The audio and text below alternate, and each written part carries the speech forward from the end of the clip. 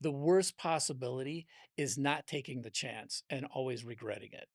That actually would keep me up at night. So he typed in the code, up comes Myst. Yes. Right. Yes. And I was like, I turned off all the lights. I turned up my speakers. I was just like, what is this? And then Josh just sat next to me and I just started playing. And like, 2 hours later, I look over at him and he's still there just watching me play. He said nothing. And I'm like, can I buy stock in your friend's company? If I push through and take this chance, something good might happen. Now, 100 bad things could happen, but how bad is it? That's always what I think. Like the worst possibility is not as bad as the best possibility. So I'm going to take a chance. Do not be afraid. There is nothing you should fear. Failure is your friend. You'll never be successful at anything if you have fear. Hello and welcome back once again to Hard Knocks, the show where we bring on exceptionally interesting guests to share the wisdom they've learned through their lives, all the hard lessons, the hard knocks that they've learned along the way so that you don't have to. On this episode, we are speaking with Marty O'Donnell, the man that you probably know of as the composer for one of the most well-known video games in history, Halo. However, there is so much more to his story than many of us even know, such as his entire history being a jingle writer. Bet you didn't know that one. Or how his entire recording studio burnt all the way down to a crisp, losing almost everything. All of these stories give so much more credence and meaning to a lot of wisdom he shares, such as don't be afraid. What is the worst thing that really could happen? Because sometimes it takes 3 years of weaseling your way in somewhere that you know you belong, you know you should be. But you should never stop and give up. All this and more on this episode of Hard Knocks. So, Marty, you got to take me back to the day that you decided I want to be a jingle writer. I never had a day where I said I want to be a jingle writer, but I can tell you this. I was working as a grip. Yep. But I'd already had my degree in music composition. So I'm on the set of a film. Yep. And the producer came up to me. This is absolutely dead true story. Yeah. And she said, "Hey, Marty, you've got a degree in music composition. Why don't you write music for film and television here in Chicago?" And I said, "I don't want to prostitute my art." And I mean, I said it, I meant it. Yeah. I was, I'm a 22-year-old stuck up or whatever I was. I might have been older, but at that point I was 24 or something. But I actually meant those words. I truly thought that was the thing. I thought I was going to go in and teach, at the university. There was a conservatory in Chicago. I thought I was going to teach, but I was just working, to put food on the table. That's why I was a grip. Right. You were married at this point. I was married, had a daughter. So actually, I think I was 26. I'm a late bloomer. No excuse. No excuse at all. And this is absolutely what happened. On the set, the very next day, the director came to me and he said, Marty, it would be great if you did the score for this film. I'll give you $500. And I'm like, okay. It was the film you were working on? Yeah.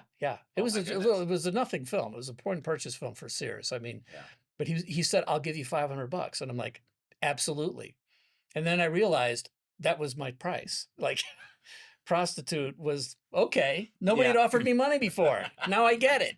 Now it's a little different. Right. And of course I had to split it with my partner, my friend, Mike, who had a recording studio. And I thought, well, how do I even do anything? I had no equipment. Mm-hmm. So I went to Mike's house. I said, I'll split the $500. And so that was the very first night. We came up with 5 different songs that we produced in his little basement studio with 8 tracks. Yep. We had equipment from the band he was recording at the time. So we were borrowing What was the band's name? I have to know. Gosh, no. I have no idea. No idea. It was a nothing band, right?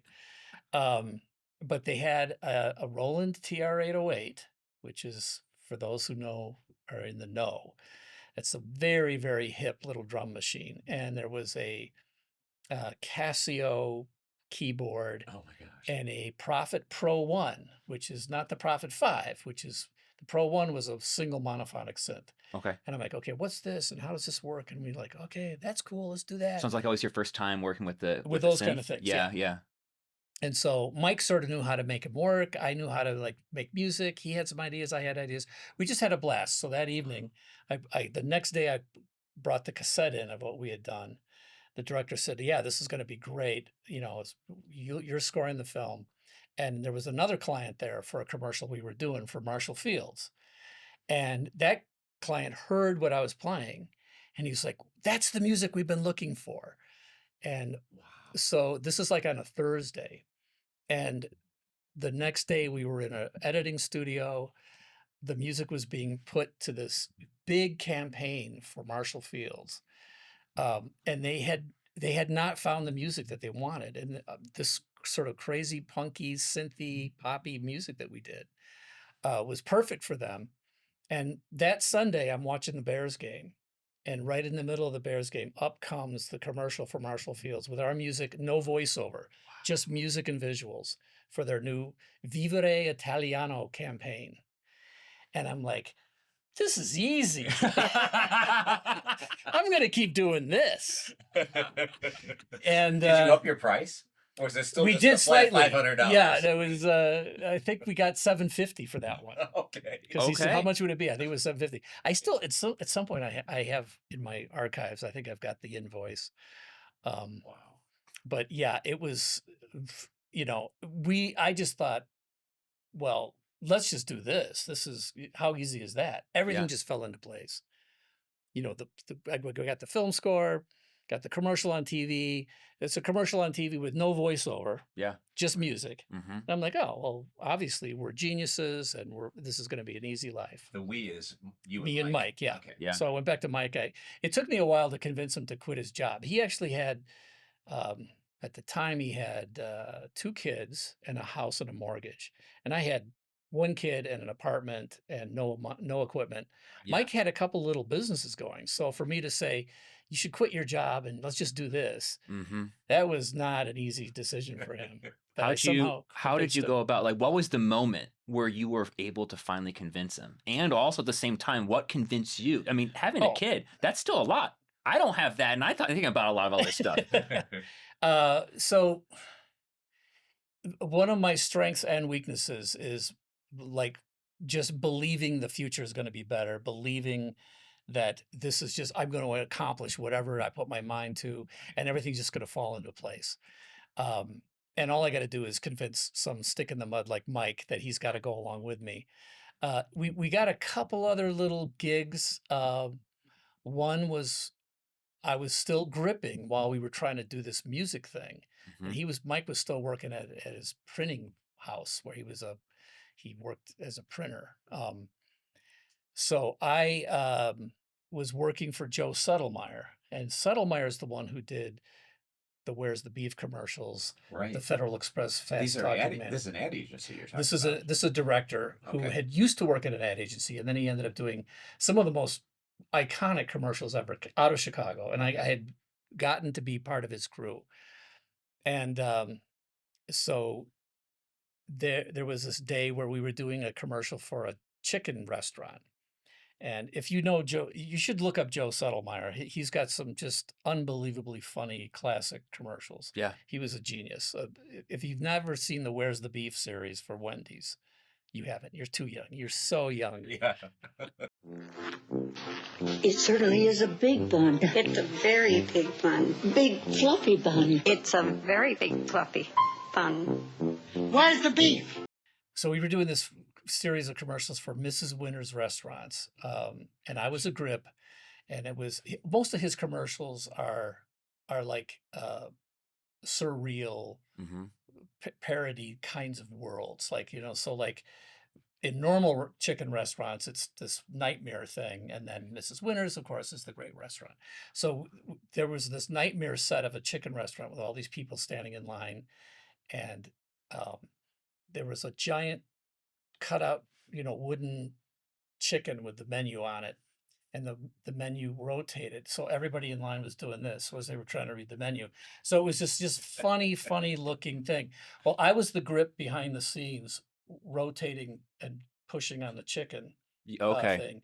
So I had this Yep. rhythm going, and then Joe was in front, the director, and to get sort of loosen up the room, he started going boop boop boop boop boop boop boop boop boop boop boop boop boop boop boop boop, and that was the rhythm of the menu. And I'm like, oh, that is so funny. That little melody is hilarious.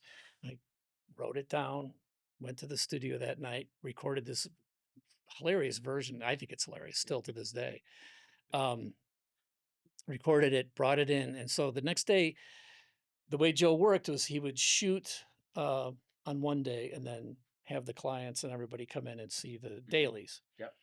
And but he always wanted it to be a little bit of a show. So the dailies would be with the clients in a dark theater, show the dailies, but he would have music playing. Okay. So Yeah. people would be loosened up. So he'd already chosen music, and I had this cassette, and I went into the editor behind the scenes, and I said, put this in instead. And I remember the editor's like, "Oh man, Joe doesn't like that kind of stuff." And I said, "Yeah, if you put this on loop, I think it'll be really cool." And so I thought, what do I have to lose? I don't want to be a grip the rest of my life. The gumption. Right. To do that. No, I need to know that. So archaeologists looking at where Hard Knocks and stuff like that is the biggest thing you've how? This happens to me every once in a while. Little opportunities come along, and I just say, if I push through and take this chance, something good might happen. Now, 100 bad things could happen, but how bad is it? That's always what I think. Like, the worst possibility is not as bad as the best possibility. So I'm going to take a chance. So, what is it in your life you think that helped you think that way? Because that's a big thing. There's a lot of people, there's a classic, I'm going to make a pros and cons sheet. Yeah. I'm going to walk through all this. And even if people do it, they still get stuck just seeing any bad thing. So what was different for you? There's probably a part of my brain missing, whatever that fear part is. I'm looking around. I don't see like a hole anywhere. It's just the way I've always been. I don't know how to explain it. Yeah. Every situation I'll look at that seems important, I'll look at worst case, best case scenario, always. And I'm always convinced that it's going to probably fall somewhere in between. But I always want to judge what the worst and best is. And it's like an intuitive thing. I call it dominoes falling. So I'm here, there's this whole line of dominoes, and then this is the result here. And for some reason, I'm here and I just go, oh, that's where it's going to be. I don't see all the things, but I know that there will be a bunch of dominoes that will fall. Right. Yeah. And I'm convinced it will be in my favor. So what's the worst thing that would have happened? You would have just gotten fired, right? Exactly. Well, actually, it felt like that. Okay. Because he loved his crew, so it was always a small crew. Yeah. So he let the crew stand in the back of the theater, Right. and we're talking a room not much bigger than this. Yeah. Okay. And so I'm standing in the corner. It's all dark, and the thing comes on. I'm standing there, and all these takes of these people doing all this stuff, and it's just take after take of stuff that we're watching the dailies, and everybody in the room just starts cracking up. And Joe's, of course, sitting in the main seat, and that music starts playing. And people are laughing, and he just shoots out of his chair and leaves the room. And I'm like, okay, well, that's it. Go collect the paycheck. I'm out of here. And like 10 seconds later, he comes back in. He points at me and he goes, "Did you write that?" I'm like, "Yeah, it's me." And he goes, "Okay, you're done being a grip. You're scoring the next 3 commercials." Wow. Those are great dominoes. Yeah. And All right, so let me get this straight. Let me okay. So you start off you're a grip. Yeah. And at the same time as being the grip, you're also starting to had it come named as Total Audio No. It was just at that point, I don't even know I think I convinced Mike that we should just be, him and me, Salvatore and me, O'Donnell. And I said, okay, well, we should just call ourselves O'Donnell Salvatore. Oh, okay, got you. And he says, well, why not Salvatore O'Donnell? And I said, well, because Alphabetic. It's not alphabetic. number one is alphabetic. Number two, Salvatore O'Donnell. Is it Salvatore O'Donnell or is it Salvatore? It's hard. There's a different O'Donnell- world where he was a salesman. Oh no, I was a salesman my whole life. That's part of the deal. Yeah. And so Mike is like, yeah, you're right. Okay. And I'm like, yeah, I got away with Hey, that good one. job. Good job right there. Yeah. Right. Okay, so you do that. You're doing on the side. You're staying a grip so that you can, pay the bills while you're building up this new. You've built some music. You see an opportunity. Yeah. And you're like, what is the absolute worst that can happen? And I believe what you said before that I loved, which is you're a big believer in, you believe in the future. Yeah. And that things will just fall into place. Mm-hmm. And you see this domino up ahead. You're like, sure. And you just push it over. You watch it over, and it happens to turn out well. Right. That's pretty much the story of my life. I can point to several different moments in my life where there's little nexus points where, I see it. I can see what this could be, and then I push through. And the worst possibility is not taking the chance and always regretting it. That actually would keep me up at night. I was talking to an investment counselor one time, and they were like, "What's your tolerance for risk?" And I'm like, "Oh no, you don't want to ask me that." It's infinity. It's infinity. I'm not you should not ask me my risk tolerance. I said, I realized this back in, oh gosh, I think it was in the late 80s. I actually had this feeling, and I had just, this tiny little profit sharing. We'd had a company now for, almost 10 years. Yeah. Not quite. No, it was probably about 8 years. But anyway, there was, so I was putting money into some mutual funds or stocks or whatever. And Mike and I would compare, right? So I would say, look, I'm up $1.50 today. And he goes, oh, I'm only up $1.10. So I'm winning. We had a chart who's winning on our profit sharing. It's I like hilarious. that. Yeah. I love that. Very competitive. Yeah. But anyway, We had a 2-person company. Yeah. Right. I was making sure we have Nobody else. That was right. it. Because I remember the logo. It's like a little diamond-shaped ODS or Yeah, something. yeah, like yeah. that. Yeah. Yeah.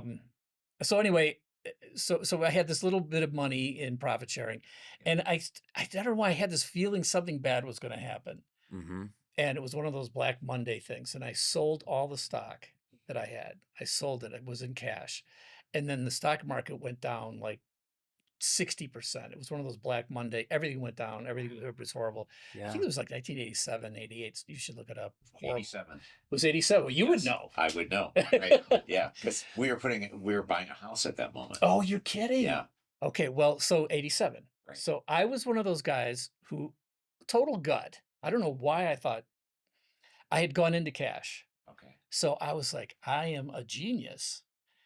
And then, like a couple days later, the stock market started bouncing back up, and I couldn't move because I was in cash. Like I thought, I don't know what to do. And what kept me up at night was the fact that I had no risk. To me, the risk was not actually being in. And so when I finally realized that I am much better just throwing something at it, seeing it go down to nothing, and maybe comes back up, I could sleep when the risk is at its peak. I can still go to sleep. When I can't sleep, I wake up in the middle of the night going, I'm in cash. I have no risk. It's horrible. Wow. So not having risk is risk. It's risk for me. Yeah. Wow. Yeah. All right. You have to tell me. So this methodology of believing in the future, and I really, really love that. Mm-hmm. What is a time where it hasn't gone well for you? And the only reason I have to ask that is I really love that. That hits hard, especially for me. I totally feel that. But for anyone else watching, they're going to ask, all right, obviously it hasn't always worked out. And how did you handle that situation then? Here's one of the parts of my brain that's missing. Yeah. Is that part that would say, oh, you failed. The thing you were hoping for didn't turn out. Because even when that doesn't happen, number one, I'm like, well, that's not the end of the story. I never believe that that's the end of the story. And it's even so, for example, my run for Congress, I was defeated in the primary. Yeah. And I took a giant risk on that. And, we can talk about that later too. But at this point now, suddenly you're like, well, gosh, I'm actually friends with Governor Lombardo. I'm friends with Sam Brown. I'm friends with John Lee. I have these connections that I've made. Well, that's a win. I'm glad I did this, even though I failed at what I thought was going to be the cool thing. Yeah. I see that the story keeps going. Yeah. So I cannot tell you, I can tell you tragedies. I can tell you things that failed, but I don't see them as the end of the story. I was like, well, the story keeps going. Could you give us like one example of that where you're like, a lot of people would see it this way, but I saw it this way, and that's what helped me keep going forward? Well, I got two. One would be when our studio burned in 1999. We had a gorgeous studio downtown that we'd been in business for, 17 years. Beautiful pool table, by the way. That's right. So There was I a pool loved it. table? Oh yeah. Oh, are yeah. you a pool shark? Not a shark. No, I can play, but I'm not. You know, good. my house came with the pool table. Oh, you're kidding. It did. I'm serious. The owners looked at me like, well, we don't want to move it up. Do you want it? I'm like, Yeah. yeah. I always wanted a pool table, and Mike did too. So we got this place that was big enough, and we're like, wow, we're buying a pool table right here. Clients are going to come in. Every time you take a break, you just go out and play pool. It's going to be great. Yeah, but And you're it talking was. about the fire at Wabash. Yes. So, no, it was Erie. Erie. Yeah. Yeah. Yeah. I got bad intel. Yeah. That's right. You need better researchers. I don't understand. we how got this you even now. happened. So there you go. Okay, yeah. It was on Erie. Erie, And it okay. was a great little building. And I mean, we'd had problems there, but like when that thing burned to the ground, it was probably, it had to feel like the darkest day possible. Like this is the end of everything. We lost all the masters to so much work, years and decades of work. Oh, wow. Yeah. It just was devastating.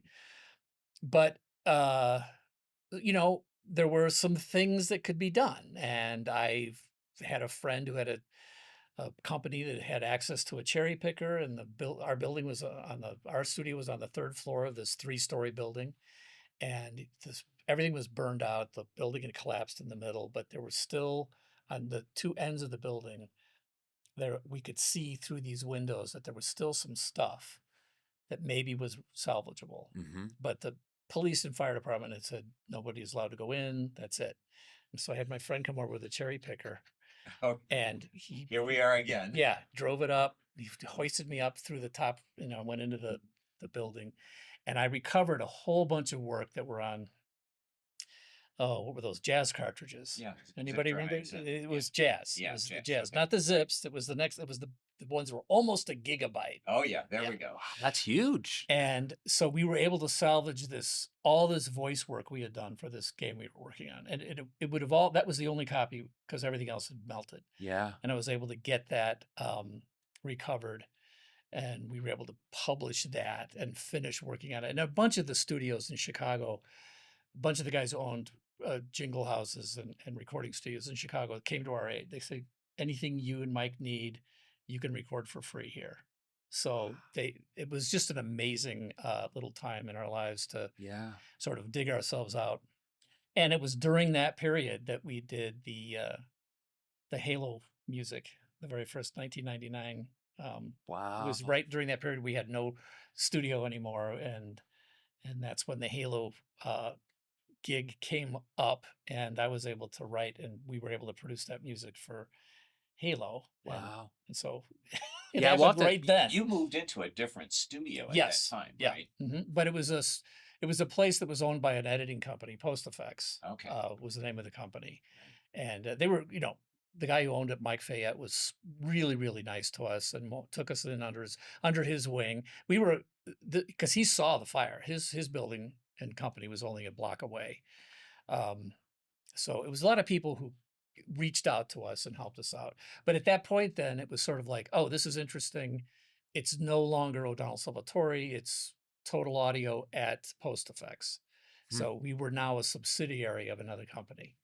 and that I knew that wasn't going to last. Yeah. I So didn't like that. they actually invested in your company, or mhm. oh, I see. Yeah, they Okay. gave us a place and helped us get our And feet that back was the under us. connection with Bungie, or had you No, I'd already already been developed? working. We'd already been working with Bungie. Okay, and So they came to you directly. Bungie did? Yes. No. Okay, well, tell us how that happened. Uh, so this is back in, well, first of all, the game industry was another one of those nexus moments Mhm. of what had happened is over the years of doing commercials and jingles and TV spots, um, if you remember, so in 1982, I'm like, I don't want to prostitute my art. And then I Yeah. did. Mm-hmm. And then this is great. And built a company, several studios downtown Chicago, Clio award winning, whatever. We won the awards. We were doing national spots. We had a couple spots on Super Bowls. I mean, we were just like, this is great. We did We Are Flintstones Kids, which was a huge jingle at the time. Mr. Clean, Mr. Clean. So we were doing the real thing. Yeah, which by the way, on the Wikipedia and a bunch of other things that people have written about you, people mention Ho Ho Ho Green Giant. No, we did not do that. Oh, you didn't do that? No. Oh. We worked with the guy who was the Green Giant singer. His Oh, name was okay. Len Dressler. Len Dressler. He was Okay. a bass singer. He was great. He sang on a couple of our commercials. Okay. He definitely had a low voice. Yes, he did. Ooh.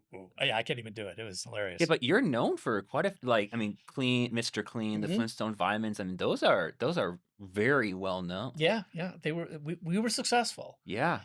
And at some point in probably like 1990, we had a studio on Wabash, 405 North Wabash, which was Yeah. on the 10th floor, looking right over the Sun Times building and the Right. river. Did you ever go over there? Yes. Okay. Right. It was a really nice studio. So, we're at one of these jobs we're working on. It's late at night. The client's coming in the next morning, and we're trying to come up with what's going to happen. And we were scoring a commercial, and it had claymation, so it was a cool animated claymation thing. Mm-hmm. And there was this cat and a group of cats. I still have it. And they're doing this thing, and we're scoring them. We're scoring it's an animated thing, so you score all the movements and stuff. Yeah. And I remember this one cat puts his finger up, and I was cueing it with like some flute flourish, and Mike thought it'd be better with a clarinet. I don't know what. So we were arguing about whether it should be a flute or a clarinet doing this little detail. Yeah. And of course, the client was Tidy Cat. So we're arguing like at 2 a.m. about the music for a cat litter commercial. And like a bolt of lightning hit me in the head, and like, I have prostituted my heart. You And should, if you saw that animation. I still do, yeah. Oh, if you do, you should send it over. We could put it into the podcast right here. Sure. I'll give you my stuff. Cat 3, with the power to absorb odors and deodorize for a fresh, clean scent, making Tidy Cat 3 the #1 cat box filler in America. So whether you have one of these or lots of them, all you need is one of these. The Tidy Cat team clobbers cat box odor. So anyway, it was just one of those things where I'm like, what am I doing? We've been doing this for like, whatever it is, 12 years now, and I'm just tired of the whole thing. It's like it's that the coolness of like my music is on during the Bears game. Like that Mhm. was the pinnacle, Right. Yeah. right? Like you can't get better than that. And then it's like a drug. It no longer gets you high, right? So Yep. suddenly I realized I think I got to do something different. Yeah. And within, I don't know, probably within that next year, our mutual friend Dick Staub had a son who was 18 at the time, Josh. And Dick says, Josh is, he's creative. He's going to go to school. He's going to go to the University of Washington. And he doesn't know exactly what he's going to do, but he's an artist and he's a musician. And man, it'd be great if you could show him your studio. And I'm like, sure, Dick, I'd be happy to. So Josh comes over to my studio in Chicago. Lots of people visited your studio. Yeah, that's true. A lot of people did. 'Cause I remember just bringing random friends in. We are right now. Yeah. We're in the studio right now. Yeah, Like, it's "Hey, true. Would you like to play some pool? Yeah, absolutely. So Josh comes over and, I'm showing him the gear and all this fun stuff and what we do. And he looks at one of my shelves that had stuff on it. And he goes, "Oh, do you like video games?" He's an 18-year-old kid, right? Yeah, yeah. And I'm like, "Yeah, I love video games. I'm a big fan of video games. I have all these computer games on my shelf." So Yeah. he's looking and he goes, "Oh, yeah, you like Uninvited and this?" He goes, I have friends that make video games, computer games." And I was, well, that's cute. Because he said, I didn't say that's cute, but in my head, he's 18. He's from Spokane, Washington. Uh-huh. He's got friends in Spokane Uh-huh. that make computer games. Yeah, and I'm the good Lord heard you, what your response was. Okay. No, it's really, he goes, "Oh, yeah, I got a beta version of the game we're working on. I'm interning for him this summer." This was in 93, I think. Okay. 92, 93. And I said, "Oh, well, I've got a CD-ROM at my house, at my home studio." And he goes, "Well, I'll come over and show it to you if you want." I'm like, "Sure, that'd be great." So he comes over that night. I plug it. Now, this is 93, so having a CD-ROM was a big deal. Oh, yeah. So I plugged it in and up. Well, believe it or not, first, nothing came up. So he says, "I got to call my friend, So he calls his friend in Spokane. He goes, "Yeah, hi, Rand, it's Josh. I'm at a friend of my father's house. And I'm trying to play a beta version of the game, and it's not working." And then I could tell the guy on the other side is like, "Oh, you got to type in this special code to flip a few bits in." You'll love this. What was the stack program? HyperCard. Oh, okay. Okay. Yeah. So it was written in HyperCard, which is hilarious, but it was colorized. So there was in order to flip a color on and allow certain kind of videos to play within HyperCard, Mm-hmm. you had to type in a few lines of code. So he typed in the code, up comes Myst. Yes. Right. Yes. And I was like, I turned off all the lights. I turned up my speakers. I was just like, what is this? And then Josh just sat next to me and I just started playing. And 2 hours later, I look over at him and he's still there just watching me play. He said nothing.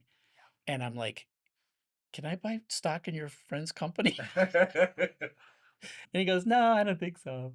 But I was like, "No, Josh, you don't understand. This is going to be huge." So that was another one of those Nexus moments where Yeah. I knew for an absolute fact that Myst was going to be huge. And I was like, "Oh my gosh, I like computer games. I love computer games. I'm playing Nintendo. I'm a weirdo to my friends who are my age. Like, why are you playing these games?"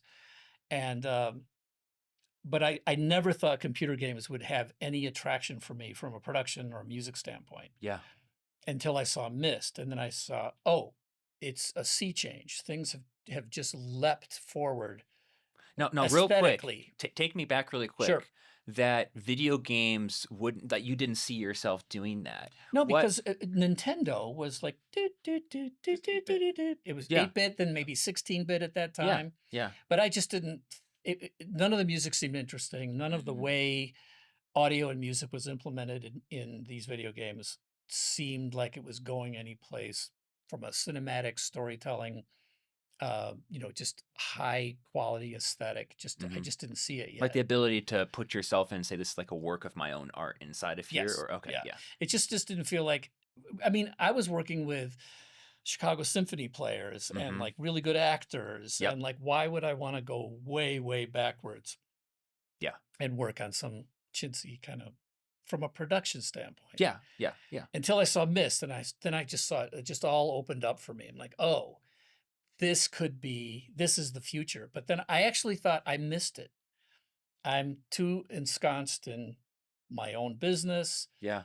This would be a huge risk, and they're already so far ahead of where, I can't just jump in. How could I possibly hop on? I'd be grabbing onto the caboose of this train that's going, 110 miles an hour. But you did anyways. I did anyway. In Myst, was really one of the very first games. Yeah, like 93. that, right? It was It- immersive. To me, it was the first. Yeah. It was a sea change. And I'm not the only one who believes this. There's tons of people who, when Myst came out, they're just like, okay, this is the future. Right. And it's an aesthetic. It's not a design. Mm-hmm. It's the idea that you can tell stories in a super immersive cinematic way where the player is immersed inside the game as a character, however that is. There's so many different ways of doing that, but this was the first one that I think really just drew the player inside that world, made the world seem very real, and then used all the production techniques of voice acting and great sound design and music that enhanced the emotional journey.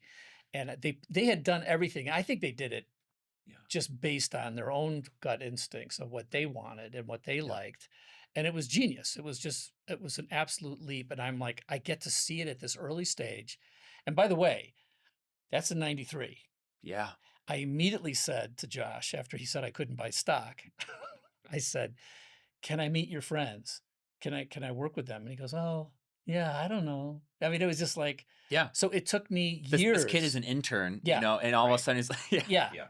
So the next thing that happened, so this is like in, I don't know, July or something of 93. And I knew the game was coming out in the fall. Yeah. And I would talk to everybody like, there's this game coming out. It's just going to be huge. And of course, nobody believed me. Yeah.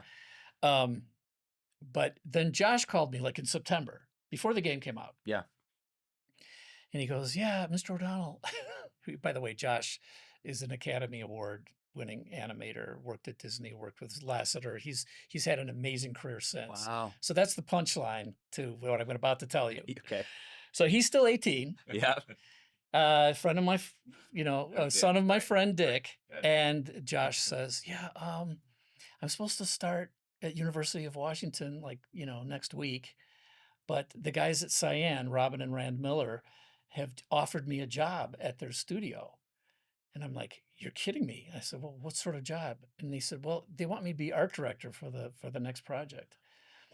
And I'm like, holy mackerel. That's amazing. And he says, but I've already got, I've been accepted at University of Washington. And I'll disappoint my father. I'll disappoint my father and my mother. And I said, okay, Josh, here's the thing. What's the worst possible thing that could happen? There we go. Again. So I said, you take this job and the whole thing blows up. And in a couple of years, you're back in college and you start 2 years late. I said, I'm telling you, by the time you're 28 years old, nobody cares how many years it took you to get through school. Yep. Absolutely nobody in the world will ever care. I said, what is your art director? What will you be working at Cyan? He goes, well, we're going to be getting all this latest equipment, these silicon, I forget what they're Silicon graphics. Silicon graphics machines, and we're going to be rendering. And I've learned all this stuff and they really trust me. And I said, well, what's your major at University of Washington? He said, computer graphics. I'm like, okay, here's how this works. Universities and schools are at best 5 years behind technology. Mm-hmm. I said, if you take this job and things work out, you will be teaching these classes. Yep. You will be the guest, lecturer because you will be on the cutting edge of everything that's going to happen. You will never be on the cutting edge if you're in school. Yep. And so he said, thanks a lot. Hung up. Mr. O'Donnell. Yeah, Mr. O'Donnell. Now, it's funny. I've talked to him since. I work with him all the time now with Dick's show. And I say, Josh, I'll say to him every once in a while, because his son is in the business. His son is a filmmaker. And I'll say, I'm responsible for your career. He goes, no, I'm responsible for your career. Because, of course, he went to Cyan, and then I kept the line of communication open and weaseled my way in until I was able to do Riven, the sequel to Myst. Yes. So, but that took 3 years. It took 3 years of weaseling from 93 to 96. So 93, I decided video games is where I need to go. Yep. And I wasn't able to do a thing until 1996. Wow. Yeah. Okay, so 3 years, which is a long time. weaseling in. Yeah. What's that mean? Literally weaseling, literally figuring out ways of trying to get myself in front of Robin and Rand Miller, calling, sending stuff, being a pest, to the point where there's a character in Riven. You got me listening. Yes, there's a little frog in Riven that's very important to the sound of what I that think frog I know makes. exactly what you're talking about. And this frog, they modeled after a frog that was sitting outside their studio in Spokane that kept annoying them. I see where this is going. So they modeled the frog, and they decided to call the frog a Ytram, Ytram, which is Marty spelled backwards. I love that. That's really So they had already designed the Ytram, and I was the annoying guy before I ever got the gig. So I still hadn't gotten the gig yet. And there was a point where Dick called me and said, hey, Robin and Rand Miller are coming into Chicago. They're on a worldwide tour. I mean, they were so huge. They were going all over the world being interviewed. They were not working hard on the sequel. Why work on the sequel? They were the biggest selling computer game of all time for an entire decade, from 92 to 2002, 93 to 2003. I forget what it is. They just never stopped selling Myst. It was insane. And I might be overstating that. You should look. No, it they up. still. I mean, they're still. I mean, they just remade. They remade Myst like last year, and they just finished it for Riven this year. Yeah. But so the thing is that he said they're coming in, and Dick had a radio show, and they were friends with Dick, so Dick knew them too. Yeah, but I still wasn't getting in. And so Because you're a Ytram. Yeah. I didn't know that at the time. I didn't know how annoying That's what I'm calling I the was. title of this episode. Yeah. Don't be a Ytram. So he said, they're having a driver. We're having a driver pick them up at the airport. But if you want to be the driver. Oh, I love it. So I said, absolutely. I'm picking them up. So I picked them. I'd never met them before. I picked them up, and they're like, I'm the driver. And so they get in the car, and we're driving. I'm like, okay, by the way, we're going to lunch near my studio before we do anything else, and you're going to see my studio. And they're like, wait, what? I said, yeah, I'm Marty O'Donnell. And they're like, oh my gosh, what?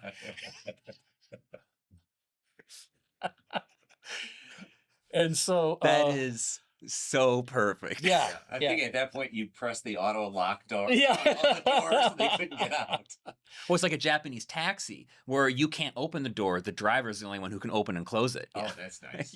yeah, I probably did have child locks on the car. I should have. But yeah, anyway, I mean, I was just determined. It's just like, look, no, you guys need me. Trust me. You are so close to, you did everything sort of, seat of the pants. You don't know stuff that you should know. You need me to be producing audio for your next game. Yeah. And so they saw the studio, and they're like, oh my gosh, yeah, this is, they didn't have anything like that. It was, they started off in a garage, then they started off in some other little place, and now they were building a really, really nice, unbelievably nice studio. And they just didn't know what to do with everything. But they totally understood art and game design, but their guy who was doing their audio, super talented guy, but they had no real experience doing top level pro audio. So what I got from that was, okay, you come out and visit us and meet the team and sort of sell us. Yeah. So I put together a little reel of sound design and stuff, and went out there, and they asked me to come they were doing a shoot that day. And they go, yeah, Marty, meet us at the studio. We're doing a shoot, and we're testing to see how this whole system's going to work. And so it was a nice little, it's a video studio in Spokane. Yeah. So I'm showing my, If you're in Spokane, sorry. tight. Yeah. But I mean, I'd worked in LA and Chicago and New York and San Francisco. And I'm like, okay, well, Spokane, it was exactly the kind of studio you would expect. It's like they shoot industrials, talking heads, fake news kind of broadcasty things. Yeah. Probably not much better than what we're doing right now. Yeah.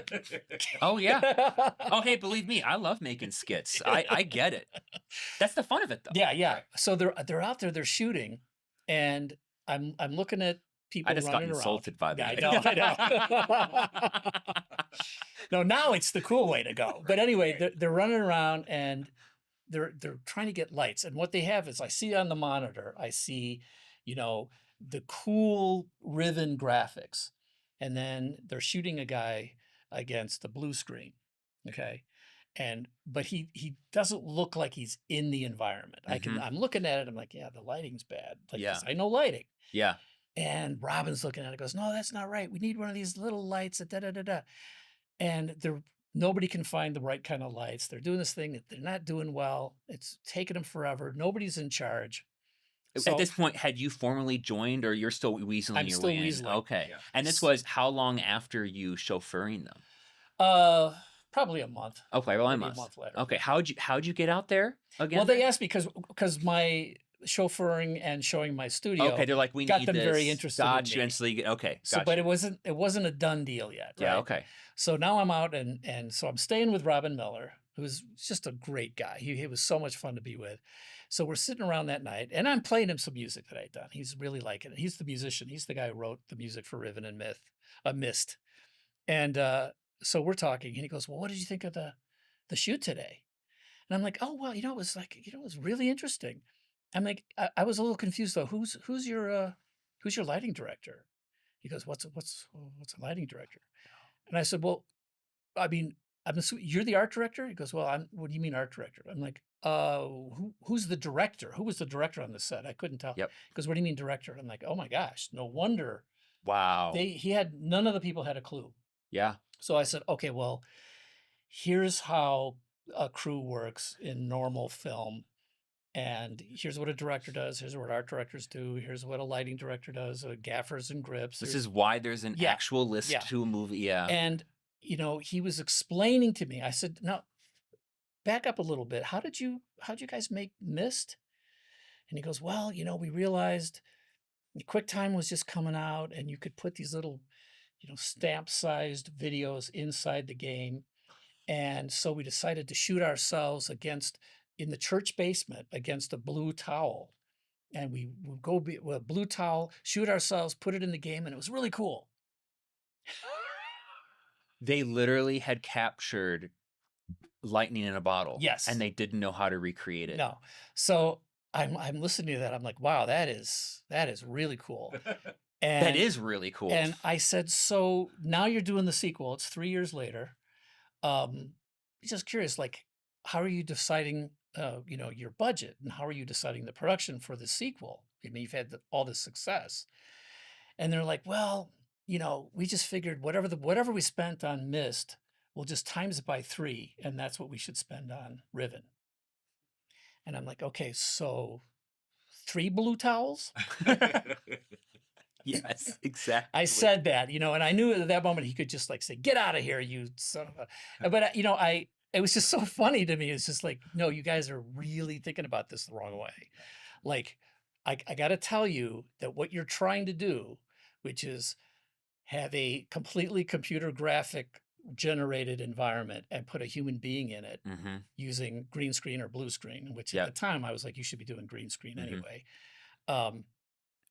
I said, Robin, this has already been figured out. You don't have to figure this out. There are studios that know how to do this. You just got to but you can't be thinking 3 times the Myst budget anymore. And saying 3 blue towels just sort of like, oh, now he got it. Yeah. They were thinking wrong. You put it in perspective. So the next day, I'm in this big conference room with all the Myst, or the Cyan guys. And Robin's like, okay, Marty's opened my eyes. We need an art director. We need a director. We need a producer. We need all this stuff. And I'm like, yeah, I'm the audio director. And I'm not the audio director. No. Everybody took a title. Everybody took a title that I said they needed. So at this point, you still aren't part of the team. Not quite part of the team. Oh my God. By the way, if you've ever thought that you don't, what weaseling in means, this is a whole different perspective. Yeah, it's funny. I don't think I've told this story in this detail before. This is almost like a mole, just like digging constantly. But I thought, okay, well, he's taking my advice for this and this and this, and he was going to be the director, and I'm like, oh boy, no. He shouldn't be the director because he's an art director, Right. And for those of you in marketing, Right. How many art directors does it take to change a light bulb? A lot. Does it have to be a light bulb? Yeah. Well, I'm thinking of flute and clarinet, right? Yeah. So He got hit by a lightning bolt at least. So I was able to convince them that that me and my studio needed to be on their team. Mike and I worked on Riven. What was the for moment? next year? You know, I think they just followed up and said, "Yeah, here's a bunch of stuff. Can you do some sound design and send it back to us?" And and then we sent it back, and they're like, Oh, "Yeah, this come is on. really All right. good." So you're telling me after 3 years, sounds almost like at 4 at this point, Almost. Weaseling in, they just randomly call you. There wasn't like one thing that happened. Well, I think when I was at the studio and at that conference, they were like, "Yeah, Marty's probably going to do work for us, but at what level they hadn't decided." And then when I showed them, they sent me some stuff. I think they sent me the little there was like a little globe thing that was a metallic sphere that you had to turn, and it had all this really cool stuff. You turned it and it clicked and had little puzzle Yeah. mechanical pieces that came out. Super sort of steampunky looking thing. And so we did the sound design for that because the guy who had up to that point and did the Myst sound design, this will probably shock you. It shocked me at the time. Well, hold on. Okay, I'm ready. You ready? I said, how did you do the sound for this? And he says, well, I'd looked at this, the QuickTime video that needed sound, and I'd look at it a few times, and then I would go out with a microphone and do this thing in the driveway, and then we'd throw it in to see if it worked. I said, you were not ever working to picture? You didn't have like Pro Tools? You didn't have a machine that allowed you to have picture and sound Like simultaneously? no full on monitor or anything. Wow. Yeah. It just didn't exist for that level of what they were doing in game design and production. And I'm like, oh my gosh, how do you keep things in sync? Well, we just keep trying it till we're sort of lucky. And I'm like, that was Myst. So it's like, okay, well, Yeah. you cannot do the next level. Riven is now 3 years later. And in computer time, as you guys know, That's 100 years. It's 100 years. So you can't get away with that kind of production. You have to step it up, but you don't have to figure it out. On the video side, I hooked them up with a studio in San Francisco.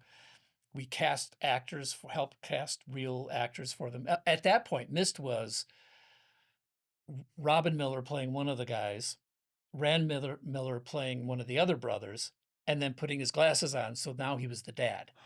Oh, that's so cool. I didn't know that. Yeah. There's 3 characters in Myst and only 2 actors, and it's the brothers. Okay. So what I'm hearing here is you seem to be very good at realizing just because it worked one way before doesn't Right. mean it's going to again. right. No, How that's true. have you come to that realization? Well, That's something a lot of people fail at. Yeah. If you go back to that very first moment where I was in the studio with Mike in 1982, and I'm looking at this gear, this is pre-MIDI. MIDI is the thing that allows musical instruments to Yeah. talk to each other. Oh yeah. So there was the drum machine, which is by Roland, called the 808, Mhm. which is, if you look it up, He's it's a told me about classic that pick. before. Yep. And then there was this Prophet 1, the Pro 1. And the Pro 1 had a little, what they call a sequencer, if you know about sequencing. And it was a little thing, you push the button, it's like you would hold a note down, push the button 4 Mhm. times, Oh, that would be yeah, a quarter note. Push it, take your finger off, push it 2 times, that's an 8th note rest. So you could make this, whatever it is. Right. And I'm like, and then you program the drum machines, which had these buttons on it, whatever. And We're I'm making like, a song. wow. Yeah. Right. And I'm like, well, this very first night I said to Mike, I said, is there a way to make the sequencer drive the drum machine so they're locked together? And he goes, oh yeah, I don't know. I've never heard of doing that. And so we looked on the back of the drum machine and it said clock out or clock in or Mhm. something. And then on the sequencer, there was another port that said sync out or sync in, whatever it was. Yeah. I'm like, well, gosh, if we could connect the sync out to the clock in or whatever, who knows what's going to happen? I love that. And he's like, we looked at it and it was like, this was, this kind of plug and this was this other kind of plug. What's the worst that could happen? What's the worst that could happen? And I said, well, he says, we can't connect them. I said, well, what if could we put this in someplace else and then connect that cable to that? He goes, well, I have a little amplifier. It was a little Sears amplifier. It was about this big, had 2 channels and 2 knobs on it. So you were able to go in on that and then out quarter-inch, and then we were able to go put the signal in one channel here from the sequencer and bring it into the drum machine. And so we had it hooked up, and so I hit the button, start the drum machine, and it just started flashing. So it was waiting for clock. And I'm like, oh, this is great. It's waiting for this. So then we pushed the button on here, and it went, you know, and the drum machine was going, it was like completely not syncing up at all. And it's sort of, Mike is sort of like, well, you know, we tried. And I'm like, wait a minute, we're close. This is actually talking to this. This is working, but it wasn't. And so, and I've talked about this to technical people since, because they're like, that should have never worked. And so I said, wait a minute, is this the volume knob for the output? And he goes, yeah. So I started doing this with the volume knob. I started moving it slowly. There's like, I mean, I'm like, there it is. Yep. So we put a magic marker to remember that volume, 7.2. You know, it wasn't even digital. It was an analog knob. It was working on the band of, oh my gosh, that's so what it turns out it probably smart. was that we distorted the signal till it became like a square wave that was readable, Right. but it was in the tempos locked. And we probably did, I mean, that piece was, you know, one of those pieces was on the Bears game. What's the worst that could happen? So I think this leads back to your previous question about like, I knew we were getting back. Yeah. but it's like, you know, we were always on sort of this cutting edge of technology without really thinking about it. It was like, what's the cool thing that's coming out? Oh, you know, analog synths. Oh, we bought a Prophet 5. It's got 5 oscillators. Oh, let's get this new drum machine that's using samples. And, you know, I had so many connections even back at when I was at USC. I was getting my graduate degree. I was a TA. So this is years earlier, a couple of years earlier, before I ever got into the business. And the head of the department invited me to this, you know, dinner for the professors and the TAs. So it was like, we get to be with all the guys, you know. Halsey Stevens, who's professor emeritus, who knew Bela Bartok. I mean, this was a really big deal. And so Robert Lynn said, oh, you know, Marty, I think you'd be interested in meeting my son. He's got a little studio over here. So I went over there, and this guy named Roger Lynn had a studio. He was his son. And it was one of these old studios with, you know, shag carpeting up the wall and all this kind of stuff. And he had this cool looking wooden paneled machine. And it was the very first Lindrum. You look up Lindrum, you'll see how seminal this was. Linn. And he goes, yeah, this is this new drum machine I have. And this is before I even knew about the 808. This is a couple of years earlier. And I had seen, you know, fake drum things like on organs. And, you know, I was in a band and we were trying to do cool stuff. And none of that was any good. But like he said, yeah, press this button. And I went, and it was just a perfect snare drum, just suddenly playing back a snare. Sure. And kick and snare and hi-hats open and close. And I'm like, this is mind blowing. And it was like, you know, $10,000. So it's like, there was no way I would have that. But so I'm at this early point. I'm meeting Roger Lynn, who also ends up being friends with the guy who was in charge of sequential circuits, who made the Prophet. And the Prophet 5 was the first polyphonic synthesizer. So I had sort of rubbed shoulders with those people and saw where the technology was going. We couldn't afford any of that technology when we started. So we were just like the cheap versions of all that stuff. But as we went through the 80s, we were always looking to see what the next cool thing was, trying to figure out how to use that technology to make money.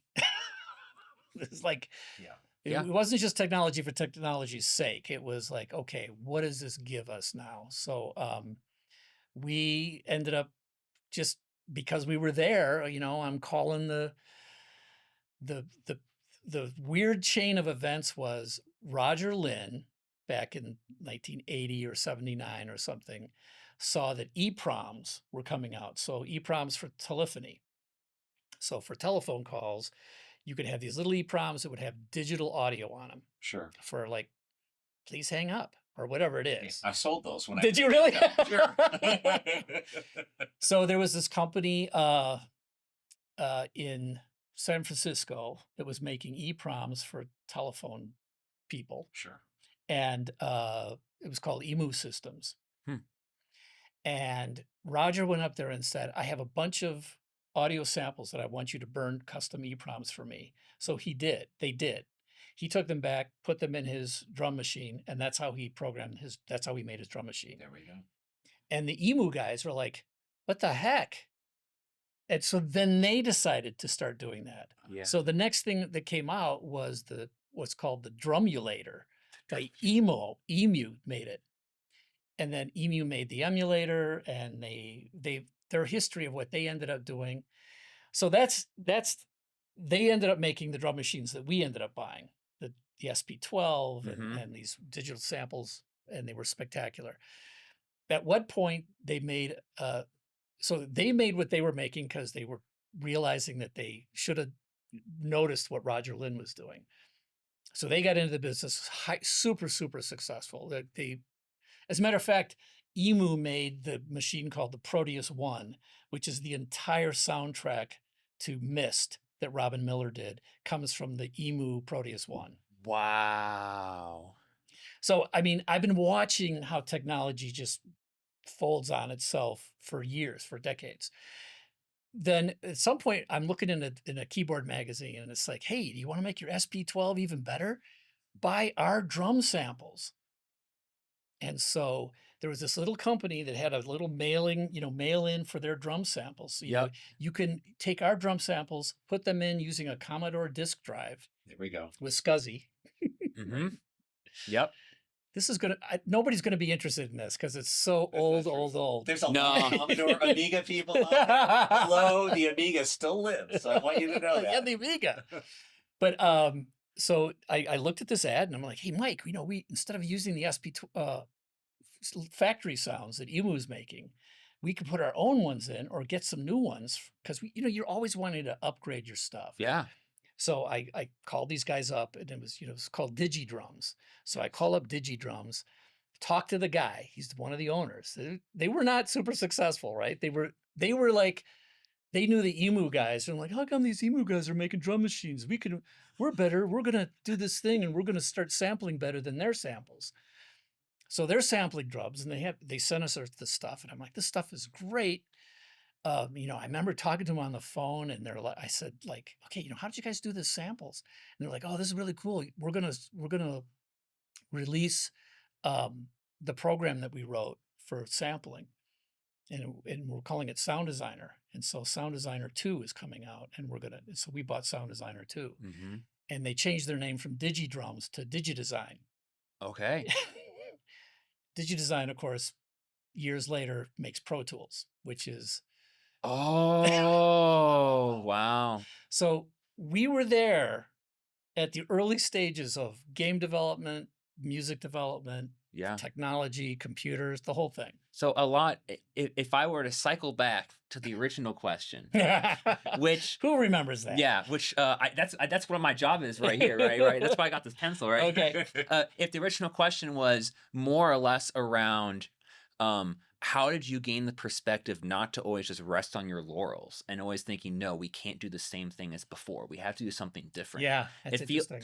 It feels like a lot of, from the stories you're telling here, the reason why you're able to think that way and why you gain that wisdom was because, especially in anything tech, you've seen that all it really takes to completely radically change an industry are a couple of dimwits sitting in trying to sync together two different pieces of audio equipment with something that shouldn't work. It does. Yeah. And all of a sudden, boom, what we thought worked before it has been changed forever. Yeah.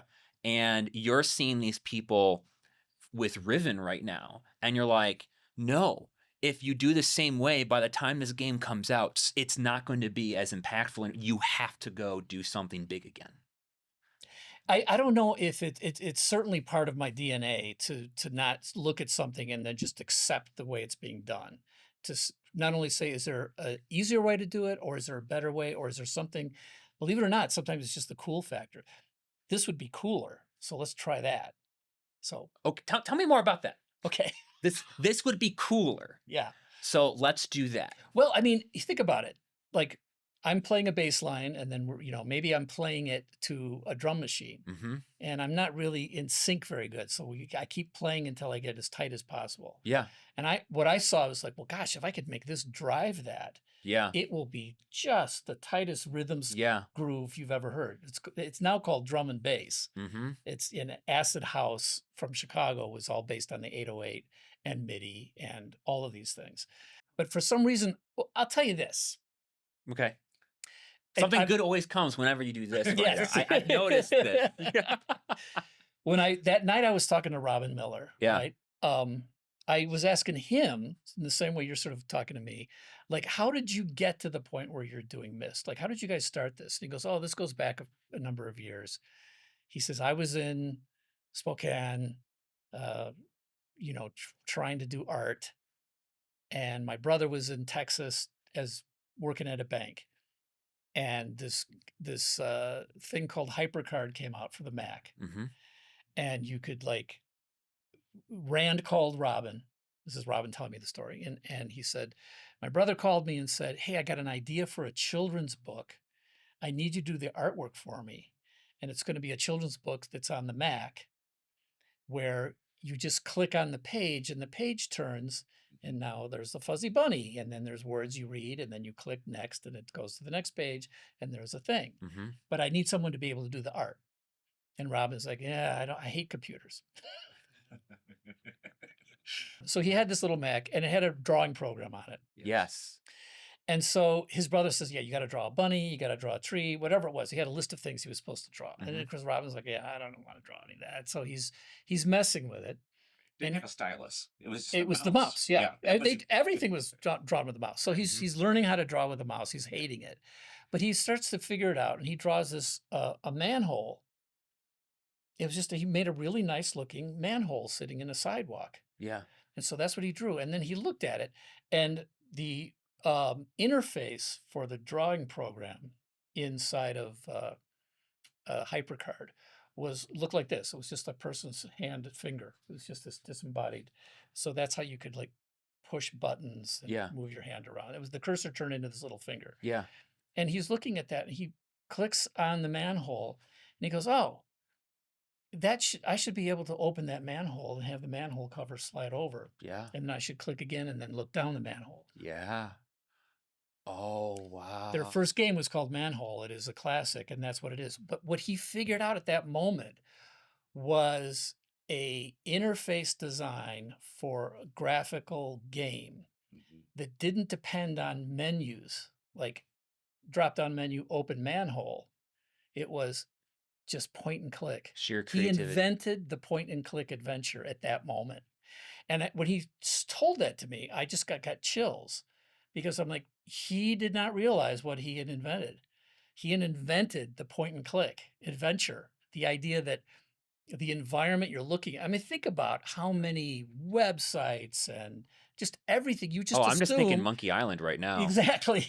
But if you think, you look at your iPhone, the idea of using your finger to click through things, I mean, it's just so, I'm telling you, in my opinion, he was the first one to actually have that little moment click in his head. Now, for some reason, I think I have a certain ability or insight or something to kind of see those little seminal things. Mm-hmm. And if I'm not involved in it, at least I can sort of see it and realize it's important. Yeah. And so it was at that moment, I was like, yeah, I got to work on Riven with these guys, because this guy, Robin, is a genius without actually understanding how revolutionary what he's doing is. And actually, what was nice is he called his brother Rand and said, hey, Rand, yeah, I didn't make the bunny or the tree or do any of that stuff. I made a manhole cover. I made a manhole cover. And now here's another image of it opened up. Can you animate between those? Is there a way to click on that and have it happen? And Rand was the one who was like, that's genius. That's what our game needs to be. Or that's what our story needs to be based on. So Manhole, if you play Manhole now, you can still play it. Yeah. It's just this sort of surreal Alice in Wonderland kind of point and click adventure. You go down the manhole, and then this entire world opens up, and then you see some creature floating on a teacup, and then if you click on that, you're in the teacup, and the whole world gets big, and then Yep. you end up on somebody's table. I mean, there's no point to the game at all. Yeah. It's I just remember pure Dick art. saying, "Well, I played that manhole game. What's the point?" I'm like, Dick, it's genius. Don't you get it? You know what's interesting to me is that, so I enter University of Illinois, Yeah, computer science, 1975, and we had 75. Plato back then. Sure. Okay, and Plato had point and click. It had a membrane. It was a membrane screen, Really? which was plasma. Right. Wow. That was invented by Carroll. I can't remember but Professor Carroll. He was the inventor of the LED or whatever it was that Wow. you could touch something. So this is not even HP. This happened very, very early, but no one did anything with it. Yeah. Right. It That's the just thing. sat there. Yeah. Right. So then someone has to do something. Yes. With it. Yeah. Right. I mean, we had games that we played. Sure. Right. But nothing like that. Right. Yeah. Yeah, and that's the thing is, like, if you've ever seen that, there was a TV series 30 years ago called Connections. When you look at the history of different inventions, every invention comes out of nowhere. You know, the printing press came out of how they would squeeze liquid out of fabric. And somebody had to say, oh, well, what if I took that machine that cranks down this thing? Right. And, I mean, and then wood carving and all these things came together. So you make all these connections, Right. but somebody had to make the final connection. Gutenberg made that final printing press connection. Yep. But yeah, it's those kind of things that I think are Yeah. I love those moments. Like when I was a kid growing up, In fact, I want you to talk about that for just a Yeah, second. go ahead. Because the question I was going to ask is about your dad. yeah, And okay. what he did, because it seems to me every time I've heard this, I'm like, because we all stand on the shoulders of other people. Right. And not much is said about your father and what he did, because Yeah. I know you've told me about him, because it seems like there's a lot of where you're at, you're standing on his shoulders. Yes, absolutely. Well, I mean, he was a film director and also an actor and a radio personality. He's done so many different things, but he did his own film editing. Hold on. What was your dad's name? Bob O'Donnell. Bob O'Donnell. Okay. Yeah. And, I just watched him work, and he was a creative guy, but he knew how to direct it and work with a crew. He knew how to produce, he got things done. So I was always a big admirer of everything my dad did. But he would also sit with me and we would analyze TV shows. Really? Yeah. So he would say, oh, there's bad continuity there. What's continuity? And he would say, see, this from this scene to that scene, this didn't happen. And that's out of sync. That's the lighting is whatever. So I got to the point where I could analyze certain things and still enjoy it. But I was a little kid coming down and watching what my dad was watching. So I would come down the stairs and watch through the balusters there, right? And Same. Yeah. Yes. I know exactly what you're talking about. I wasn't supposed to watch it. Same. You're right. Yes. And my dad was watching The Twilight Zone. Rod Oh. Serling's The Twilight Zone. Oh, my And of course I would have nightmares. And they're like, Bob, did you let Marty watch that show? Oh, I didn't know he was watching. Anyway. But I remember being such a fan of Rod Serling. Yes. But it was early television, right? The 50s. TV was a brand new medium. And by the time I'm doing TV in the 80s and I'm doing jingles and film scores and stuff like that, I'm like, films kind of peaked in 1939 with Gone with the Wind, Gone with the Wind and Wizard of Oz, like the same year. I mean, you just think about how great those things are. Yeah. Ben-Hur in the 50s. And then these TV shows came out of nowhere and all these pioneers in TV. And then TV is this established medium. And I remember sitting there thinking, I want to be in one of those. I want to be a pioneer in a medium, not someone who's just working in a medium and crystallizing what's already good and just doing it a little bit better. Yep. So I was always like, what's the next cool thing to do? And it just, going back to cool, it's like, it's all been done. There's no new medium. And when I saw Myst, I'm like, that's it. That's the new medium. Game design and games are going to be the next huge thing. And I missed it. I thought, Yep. It's going 120 miles an hour already. Yeah. So I grabbed onto the caboose and, it's funny. My whole career in games is 30 years long now. And 4 of which was spent being a weasel trying to get in. Yeah, that's exactly the So first 26, 4. you know? Yeah, exactly. I was just weaseling my way in. But it's so funny because, some people think I'm sort of, a pioneer in the game industry, but I never thought of it that way because by the time I saw that sort of aesthetic leap, I thought it's been done. But Mhm. what I didn't realize is how much more There was. there was still to go. And Yeah. so I'm, music technology, game technology. One more thing I'll tell you. Yeah. Yes. I was waiting for it. So I got my master's in music composition, Mhm. At USC. at USC in 1982. I graduated, and I'm home. Marcy's pregnant, about to have our first child. Have no idea what I'm going to do next. I've got all these resumes out to all these schools around the country, but I'm looking around and I'm like, you know what? This computer thing I think is going to take off, and I know nothing about computers. Now you, Mhm. years before, you were Grew up already on it. grew up Right, on it, like you were right. the thing.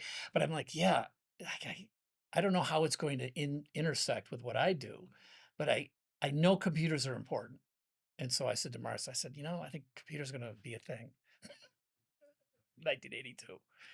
So I went to the local community college, Pasadena City College, and I signed up for 14 units of computer science after I had my master's from USC. And how old were you right now? At that point, let's see, 24, right? yeah, maybe 24. Yeah. So Okay, so you basically had finished. You're like, whew, man, yeah, done with I that. don't need anything else, right? And then immediately you get hit with I'm not done. I'm not done. Yeah. So I And took you went to a city college, Yeah. rather, and that's fascinating. Yeah. and I was like, yay, I just like, city I college. just got to find out what is this stuff. So I took, intro to computers. I took Fortran. I took COBOL. I even, one of the things they had you do is actually use punch cards.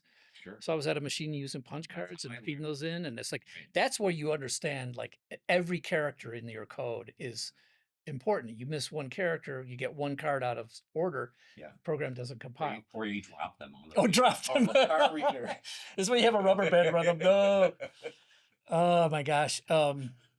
So like at that point I got this sort of fundamental understanding about computers and I really loved it. And so the guy who was teaching Fortran, I forget this guy's name. He was a young guy. He was probably couldn't have been more than maybe 2 years older than me, but Right. he had spent his whole life in computer science.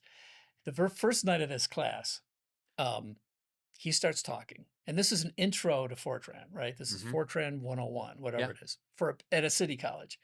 And there's like 30 people sitting in the room. And at that point, I still looked relatively young. I looked like I could have been an 18-year-old, like half the Yeah. or most of the room. Oh, you know why I started having this beard? By Oh, the you way. have to, yes. Do you know why? No, Okay, so like short, super short, because it was about this guy, right? Not me. Okay. Right. but I want to know. I was making a micro conference when I was 16 for all these game developers and Flash games. Oh, Because okay. I was big in that community, and I made a conference, and I did it. It was online. Everyone loved it. Made it into a book. Okay. And I got invited out to a conference out in San Francisco just to go meet all these people. That was GDC, right? GDC was at the same time as Flash Game Summit. That was what it was Oh, called. okay, sure. I remember And those so things. what ended up happening was I'm about to go fly out. I'm 16. And I have a baby face, Yeah. by the way. And this guy looks at me saying, you need to keep your beard so that you actually get taken somewhat seriously. And ever since that day, I have never not had a beard. Oh, excellent. All right, that makes sense. Yeah. I was sort of using it like I didn't want people to know I was like an adult taking a beginner's class. Yeah. So I was just like, yeah, I kind of fit in here. My hair was long. I Mhm. still had a somewhat baby face. Yeah. This is basically why I have this. Yeah. Make sure people know I have a chin. So anyway, I'm sitting in this class and this guy starts talking and blah, blah, blah, blah, blah, blah, blah. And I'm like, oh my gosh, I couldn't understand anything he was talking about. Mhm. He was so high. The language he was using, the words he was using, the concepts he was doing. I'm like, oh, wow, I think I'm in the wrong class. I really thought this was going to be an intro class. Yeah. So, so I took notes, I'm listening. And so that was like a Tuesday night. I came back on the Thursday night for the next class. And there were like 10 people in the class. 20 people dropped out. But you came back I came back and because he's what's the looking worst that around could and he's happen? like, wow, look, I thought we had a lot more people. So I went up to him afterwards Mhm. and he was around my age, right? He was maybe a year or two older. And I said, look, I got to tell you, I already have a master's from USC. I thought this was an intro class. He goes, it is an intro class. I said, well, you are talking above everybody's head. That's why nobody's here. And he goes, oh, you're kidding. He was not a good teacher until he decided that he needed to start way back and explain all of his, he was so into the Sure. jargon that Yeah. it was you couldn't translate it if you didn't know the jargon. He had what's called, we call the curse of knowledge. Yes. Once you learn something, it's impossible to remember what it was like before you knew it. Right. And so he really depended on me. And then I was like, of course, I was his number one student. I did the best work. And now this You is, were Weaseling. I was Weaseling, but like, so this is like, Never, another great word of wisdom, never stop weaseling. yes, exactly. So we became friends. I was his star student. He loved this programs. I did a scheduling system for airlines. I did some other thing. In COBOL? Or No, that was in Fortran? COBOL. That's right. Fortran. What did I do in Fortran? Something scientific. Something scientific, but whatever. He liked what I was doing. Figured out, the right volume to turn on the Yeah, synth that connected, right? It's funny. Found a job during Y2K when all the COBOL programs That's were falling right. apart. Brand Yeah. Miller was a COBOL programmer, and he had a job during Y2K. He goes, There "Hey, you go. I'm leaving. I'm doing Y2K now for a while."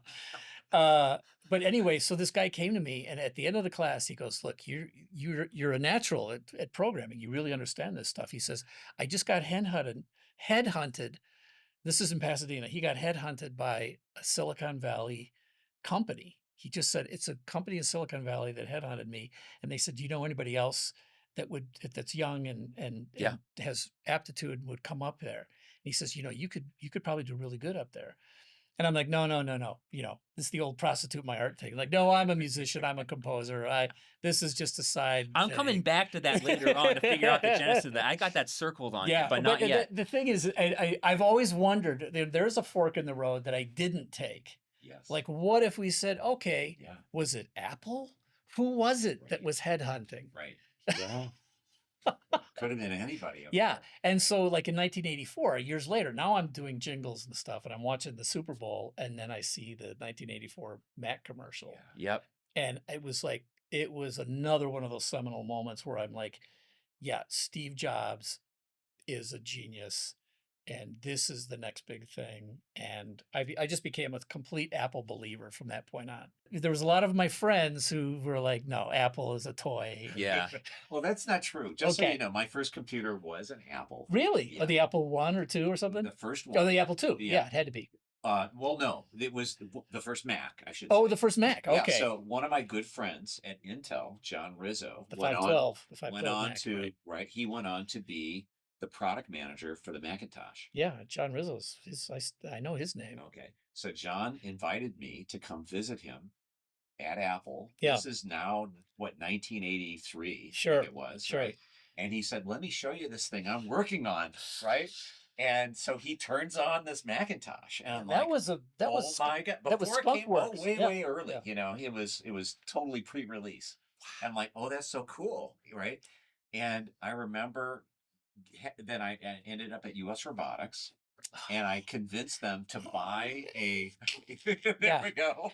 No, hold on. Everyone quiet. Yeah. Yeah. Every modem out there just connected. Yeah. That's why I was doing it. Yeah. Right. And I remember getting that first Macintosh in our office, and then we got a Lisa. Oh, those, yeah, the right? Lisa. Yeah, That was yeah. Steve's Anyway. private. All right, thing, so So I'm a big Apple fan. yeah, so but I got by the bottles way, the Silicon Valley company could have been some total loser startup that I would have just crashed. No, it was Apple. It was Apple. was Okay, Apple. I like It was that. Apple. See, if you do this, Yes, it's it's Apple. for sure. It's Apple. It was actually wasn't it was calling. Yeah, it was. yeah, It totally. was Could have been. Wozniak, I'm All right, so sure. I want to ziplock this up, but we'll Yeah. come back to it after it marinates for a teeny bit. I just had to do one last thing. Sure. It is something I do for anybody who thinks they might be a good programmer, and I'm interested to see how well you perform. Oh boy, Okay? this is not a Give good me test. all the steps you would follow right now from it. So for those of you listening online, all right, we are sitting in chairs inside of his personal studio. All right, now just picture that in your head, okay? What are all the steps you're going to follow to take yourself from where you're sitting right now to going outside in your garage? Okay. Step 1, I push my chair back. Step 2, I stand up. Step 3, I turn to the left. All right, Step he 4 passed. Oh. All right, he already won. Oh yeah, yeah. 'Cause Most it's people. gonna take me a while to Oh, get yeah. to the garage. Well, yeah. The thing is, most people will be like, I stand up immediately. Yeah. And No, I no, no. always look for someone thinking I'm going to rotate my chair or I'm Yeah. going to push off my right leg. I'm like, this person is a programmer. They understand. Yeah. That's hard to teach. Yeah, the learning, I learned COBOL, Fortran, and Intro to Computers all at the same time. Mm-hmm. And I still remember that the whole idea of an algorithm, I'm like, oh, I totally get this. Yeah. And then you're looking like, what shortcuts can I do? What modules can I make just repeat? And then you put that to a side. So when you need that function, you just go here. Like my brain just clicked. I don't know if it's a musician thing or a composer thing, but it just clicked very quickly.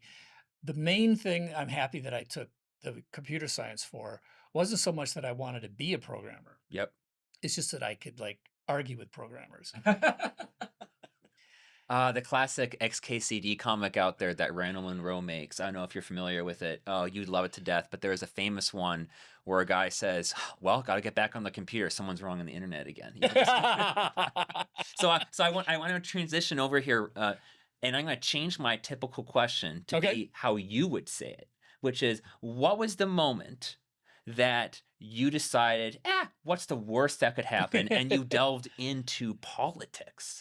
Like, oh, yeah. like I have Well, to that's know. very recent. That is just like 4 months ago. 4 months You ago. had done some things in that realm for a little bit in the past. Yeah, let's go back to the Democratic National Convention. Oh. When you were the roving reporter for Dick Staub on WILL. You remember this? Of course, Oh my right? gosh, that's funny. So that's the last time I was in Chicago, and 96. it's coming back. It's coming back. I would Right. I remember watching the 68 Democrat convention as I was like 13-year-old. Oh, so we do. Yeah. Right. And I was The watching. whole world is watching. It was such a horrible thing. And then 96 was the next time. And Dick said, hey, Marty, you want to be a roving reporter? I'm like, yes. What's the worst that can happen? Exactly. So I go, I got my jeans, I got my, denim shirt on, whatever it was. I put a tie on because I'm a reporter, but it was a Rush Limbaugh tie. Rush Limbaugh used to make ties. So I put a Rush Limbaugh tie on. Nobody recognized, because back then, you remember, I looked like a former hippie. I definitely, So I'm walking around trying to interview everybody for Dick. And, James Carville's there, and Mary Matlin, who's his wife, and she's the conservative. And I came up there, I had talked to Cokie Roberts and Dan Rather. I was interviewing politicians. You had a lot of fun with Dan Oh Rather. my God. Yes, I did. Oh, he kicked me out because you ambushed me. What's the frequency, Kenneth? No, I didn't say that. I should have. You don't know that reference, do you? I don't. Oh. No, I don't. Somebody out there knows the reference. Okay. You'll see it. It's a great one. Anyway, I go up to, I talked to all these people, and they were all really nice. As a matter of fact, George Stephanopoulos walked by with his cadre of people. And I was standing there, and I'm like, hey, George, how you doing? And he looks at me and goes, hey, yeah. Like he thought he should know me. Yeah, Sure. Because I looked like somebody we're similar age, Mm-hmm. had long floppy hair, he was young. And he looked at me like, oh, I should know. I'm sure I know that guy. Right. I'm like, yeah, you don't know me. But I go up to Mary Matlin. If you've ever seen her, she's hilarious. And she looks at me and she goes, you're at the wrong convention, babe.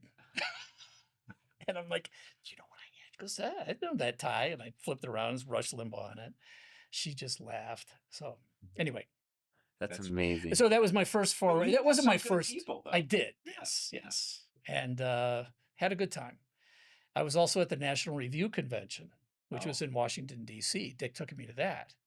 So I was sort of his, assistant. And so, we were sitting there at the National Review. It's a conservative Republican convention in 96. And the guest speaker was Bob Dole. Okay. Bob Dole running for president. Yeah. Bob Dole. This is before he did Viagra commercials. Yes. Right. See, I'm glad I've got him to go help you out. No, we're in the same generation. My hair is grayer, but other than that. Anyway, so at the end of Bob Dole speaking, I raised my hand. I want to ask a question. He was questions from the audience. And I said, Senator Dole, you know, power runs into Washington, D.C. like water runs downhill. When you become president, what are you going to do to reverse the flow so power leaves Washington? And he said, well, I'm not sure I really understand the question. Oh, gosh. I've been working my whole life to get this power. Why would I give any of it up? And I was like, and there it is, in a nutshell, the problem with politics. And this is year what? 96. 96. 96.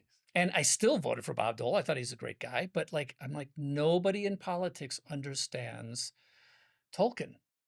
It's the ring of power that corrupts everybody. Everybody gets corrupted by power. You all of a sudden just took any viewers who are like, straight looking back. Well, Tolkien mentioned what? Like whiplash. Yeah, this exactly. This is my domino here to my domino here, right? It goes like this. But Yeah. Tolkien's here. Yeah. Throw the ring of power into the fires of Mount Doom. Why? Because nobody can hold the ring of power. It corrupts you. You think you can grab the power and do the good.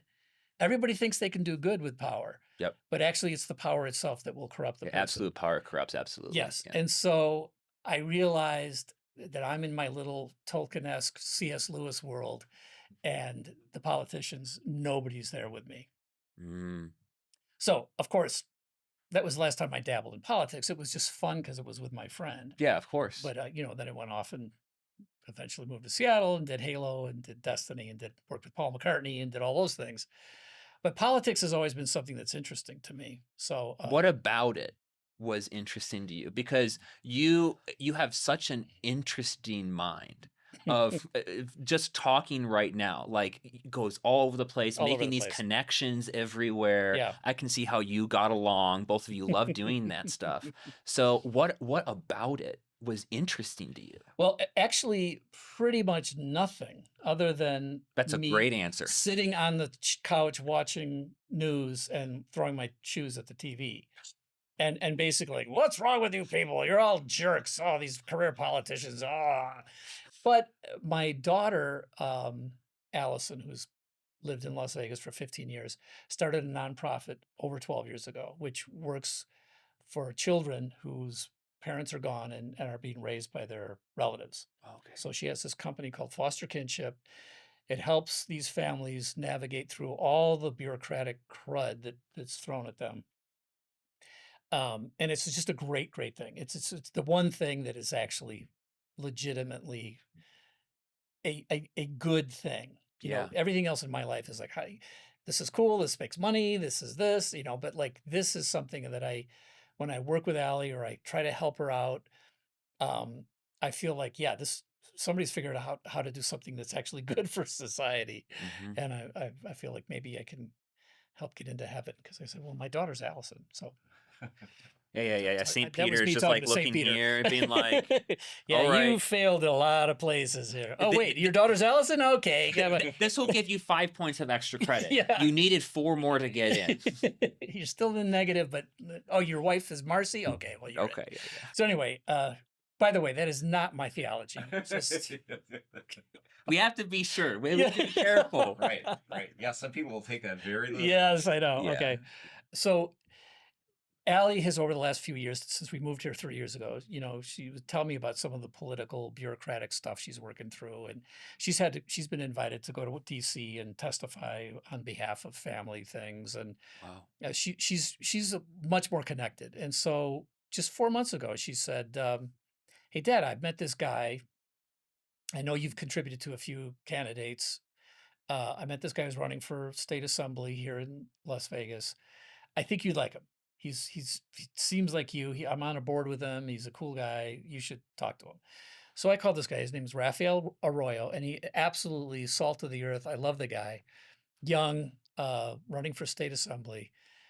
And, we hit it off. Yeah.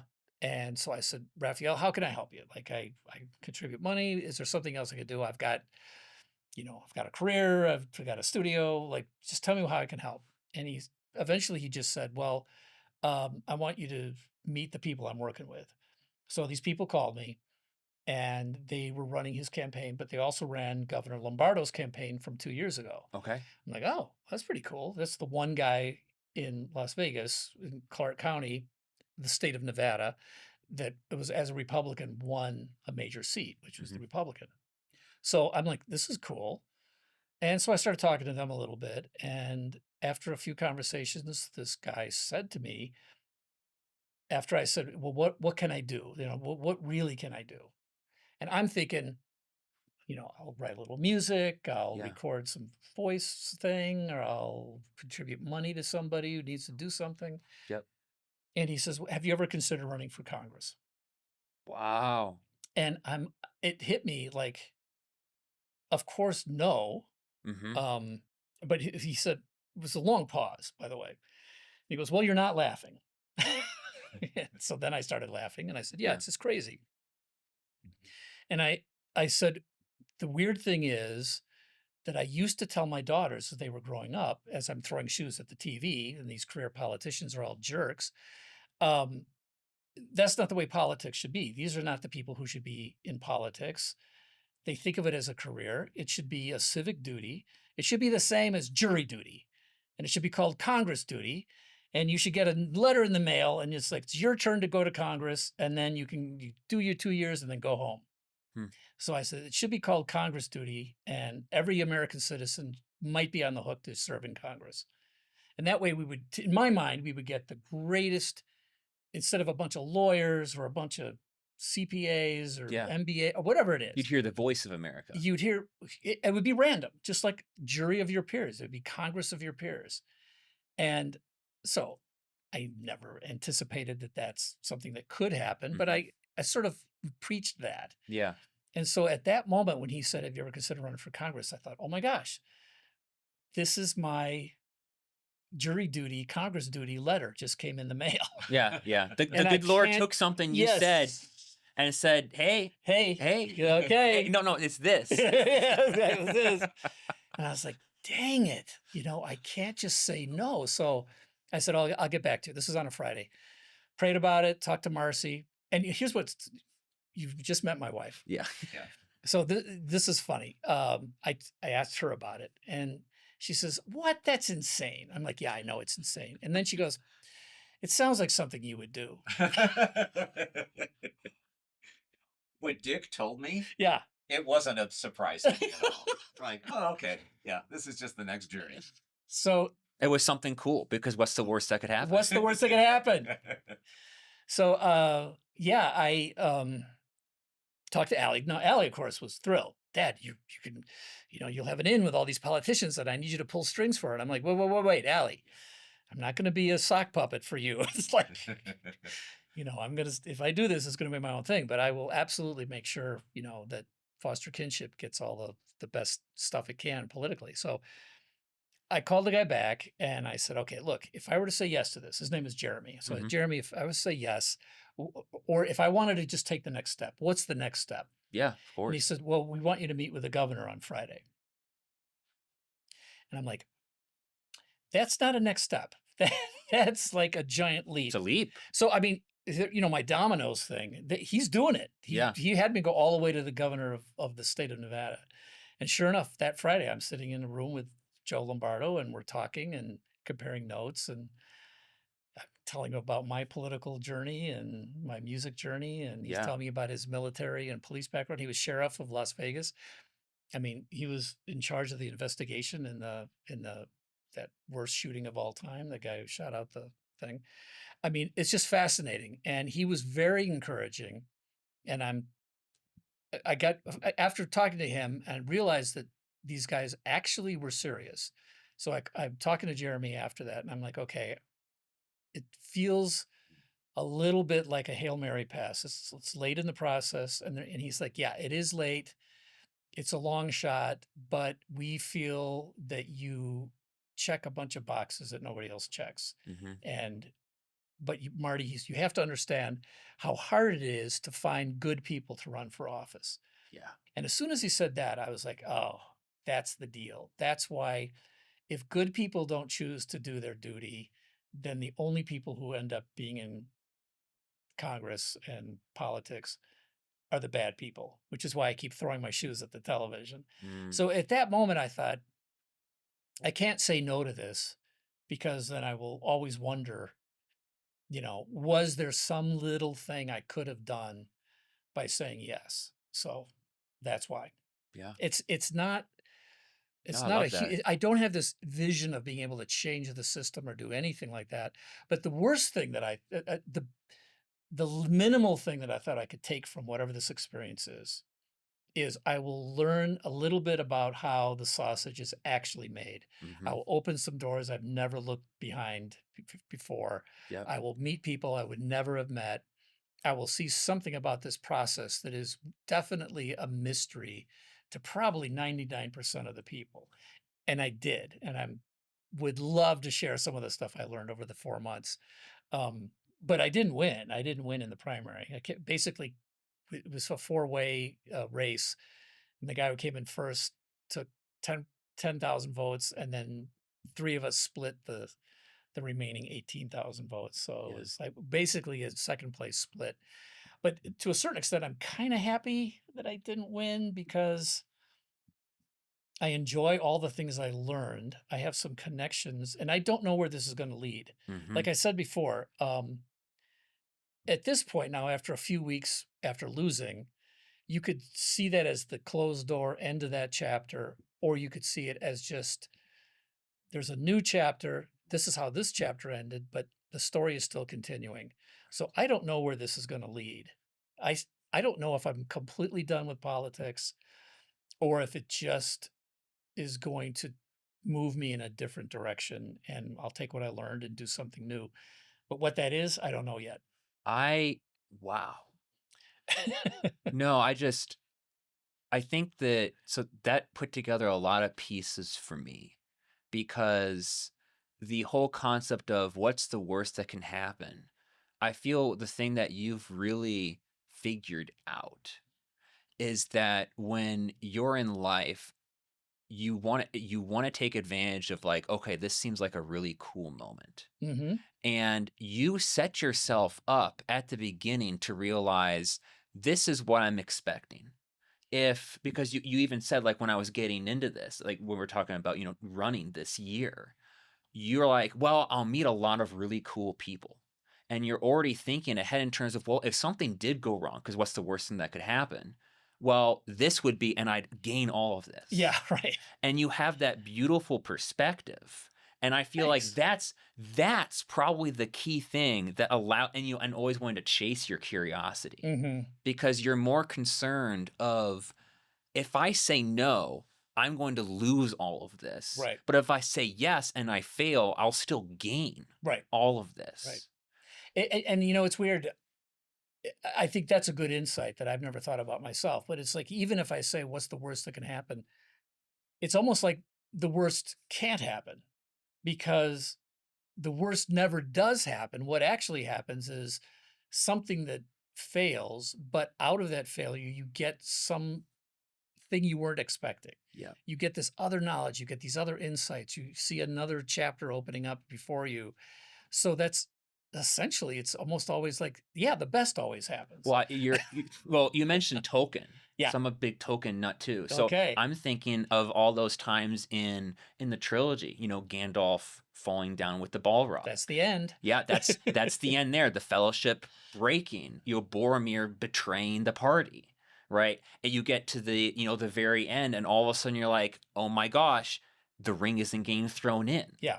But every single one of those steps was just another part of the Right. story starting. No, Tolkien, I've heard it called, the most Christian book ever written or something like that, the most Catholic or whatever they say. And it has no direct allegorical symbolism. But Yeah. if people don't think that that's coming from an extremely Christian, deeply spiritual point for Mhm. that artist, the writer Tolkien, then they just don't understand what he was doing or what he was saying. And all of those are lessons. But he tells it in such a way. This is the way I put it now. There is, and you probably have never read this author. His name is F.A. Hayek, Hayek.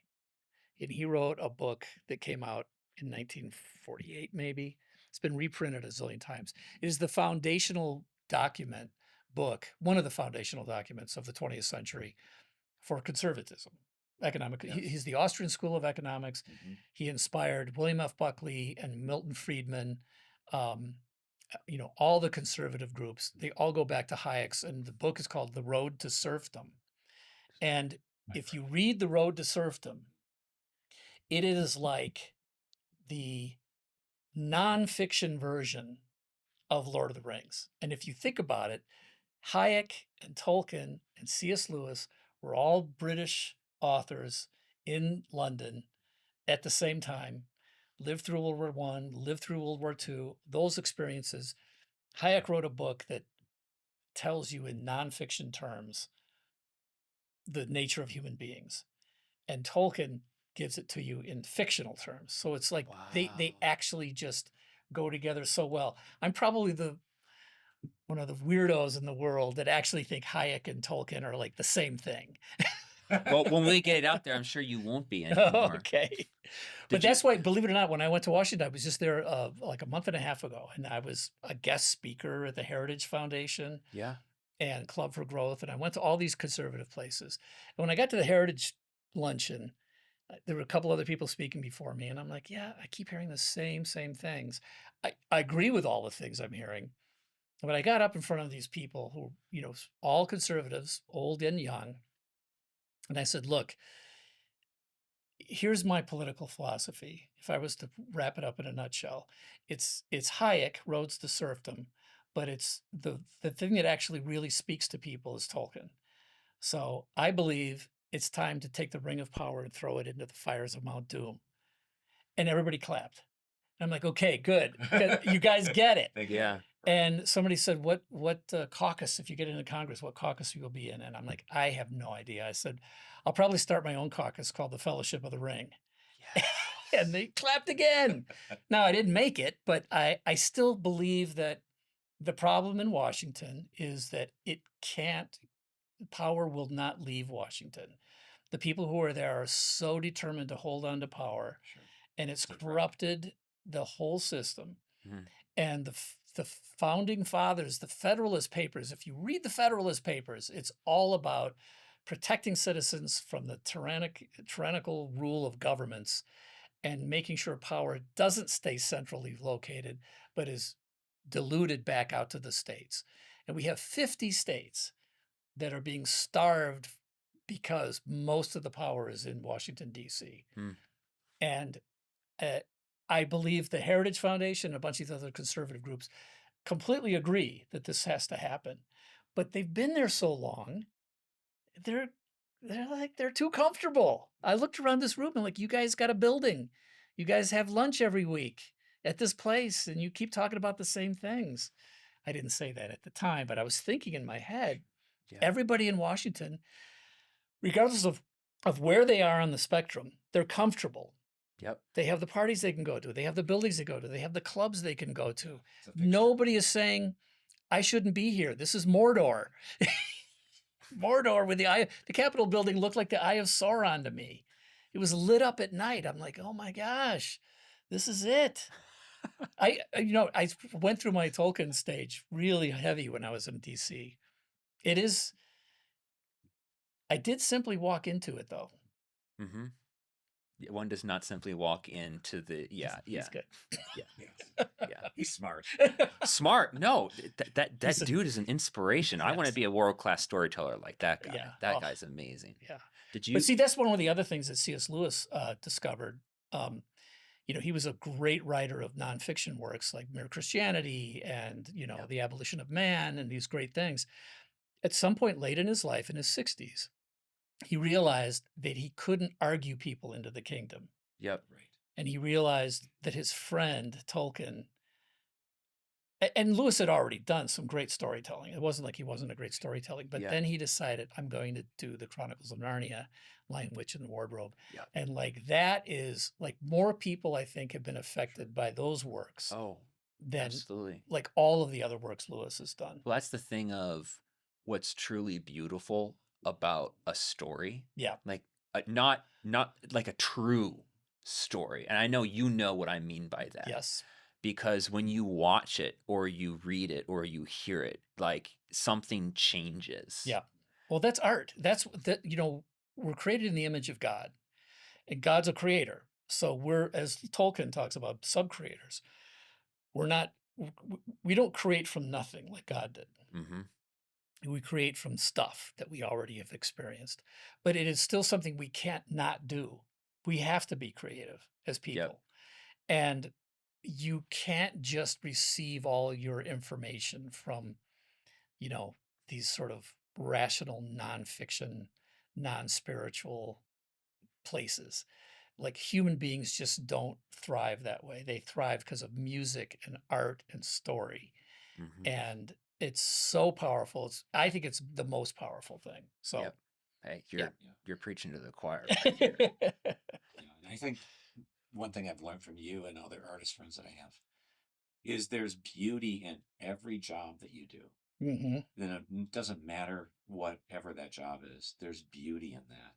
And I remember one of my first art directors was saying, this is the work that we're doing for advertising. It should be beautiful. Right.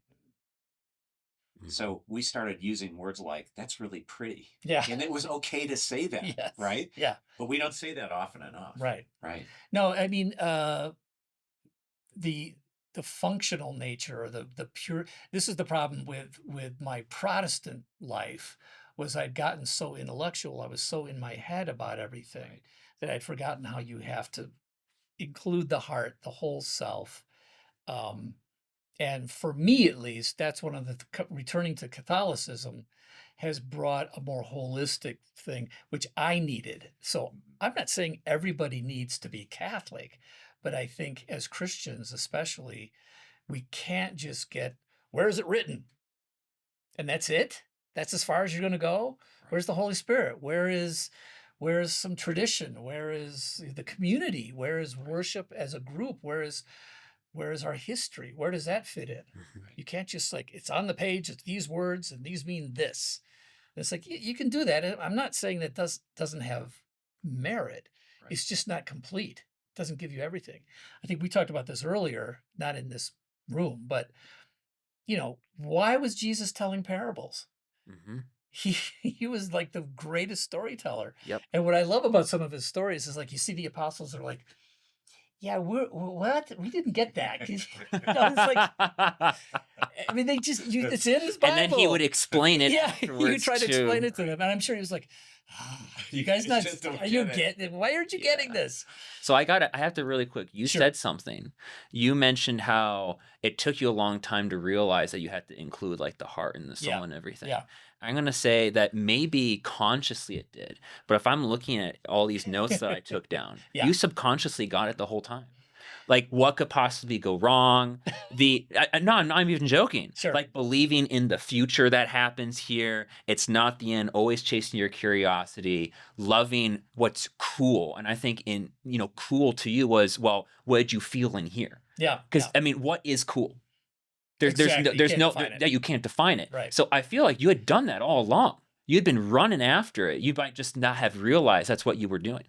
I think what I'm saying is that you are correct. I think that's who I've been, and I realized how valuable that was, especially as a composer, because when I compose music, I usually start from, try to clear my mind and just play. Just go into the playground, and when I do something that feels cool, when I do something that I like, when I do something that gives me a little emotional chill, I make a note. Yeah. And then the next day I'll come back and look at the stuff I did. Now I put my analytical hat on and go, okay, that wasn't very good, but there is something there. Mm-hmm. What is there that I can work on and expand and make better? Mm. And now I'm using my, more of my left side of my brain. But at some point you have to just, for me at least, you have to just be instinctual in your, right side of your brain, playground. Don't be trying to judge everything you're doing while you're creating, because that just stifles creativity. So, but that doesn't mean you turn your brain off the whole time. You want to have the analytical side and the training you've had to recognize why something is good and how to make it better. But all of those instinctual, left, right, holistic, heart, intuition side of my personality, I think I've done a pretty good job at that in my life, but I wasn't doing it in my spiritual life. Hmm. I was just staying down the rational, analytical, where is it written, Yeah. exegesis, that kind of Yeah. approach. And then I started realizing that wasn't enough. Of course, like, duh. What But was it took that me a while. moment? What was that moment, though, that you made that decision to say, okay, I no longer want to go down this path. I'm now going to shift to this path. Well, it's probably not a violent shift. So being a sort of lapsed Protestant, a Protestant is like, yeah, I'll just talk about faith with my friends who understand me. And, this whole organized religion thing has failed so many times. I'm not going to bother with it. And I realized something was missing. Now, once again, my wife is the saint. So she's the one who realized that she needed to do something for herself. She went to the Catholic Church and spent quite a long time working through all And these she didn't things. grow up Catholic. No. Yeah, She's and you didn't either. no. Right. I Wheaton College. Yeah. So I went to the Protestant Vatican. So, We, which by the way, that joke doesn't work in Catholic churches. Right. Number one, they don't know what Wheaton College you is. could have said Fuller.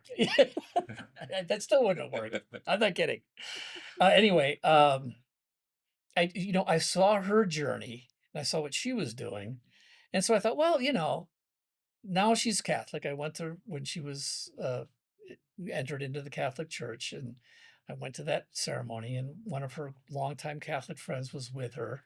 And it was, very moving. I liked it. And, so I started going to services with her. Then you go up for communion, for Eucharist.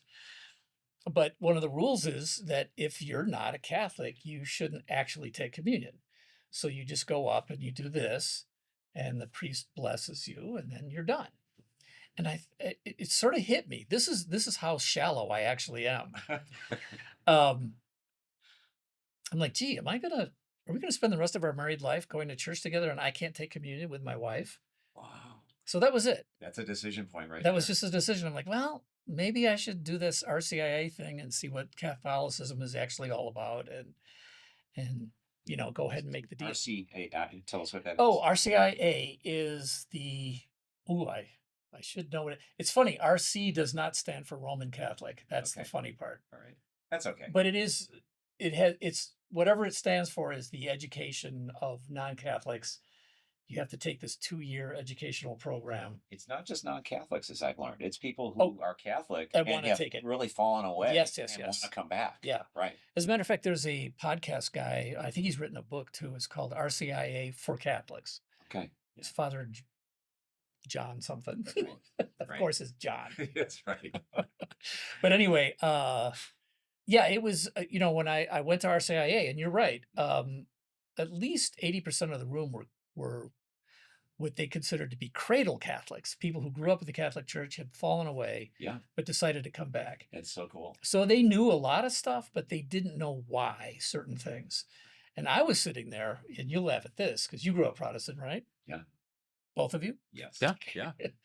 So, Covenant Church. Come Covenant on. Church, I know, but like, the guy doing the class would say, oh, turn to 2 Corinthians 2:12, and and they were like, oh, everybody else it's like they never cracked a Bible Is that in the before. Apocrypha? Yeah, but it was like the fact that I knew my way around the Bible. I'm like, well, look, that's just a lot of Protestant churches. You do a thing called sword drills, and they're like, what are sword drills? It's like, well, the Bible is the sword of is known as the sword. Mhm. So you're doing drills. This is probably they didn't do it at our, No, we had like a Awanas was what they Awana, did for sure. us, yeah. Right. but I mean, my Sunday school would be like the teacher up front would throw out some reference, and the first kid that came up with it stood up, and then that kid got to read it. Yeah.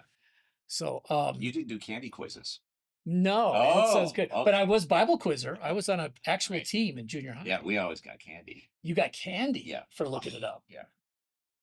So Man, you can get the goods, man. I didn't. I lost out. But yeah, I mean, it was fun to sit there and, at what point, I think I was telling you this earlier, but we were going through the Nicene Creed, the Apostles' Creed or the Nicene Creed. And I'm like, yeah, that's the same creed I've said in every Protestant church I've ever been in.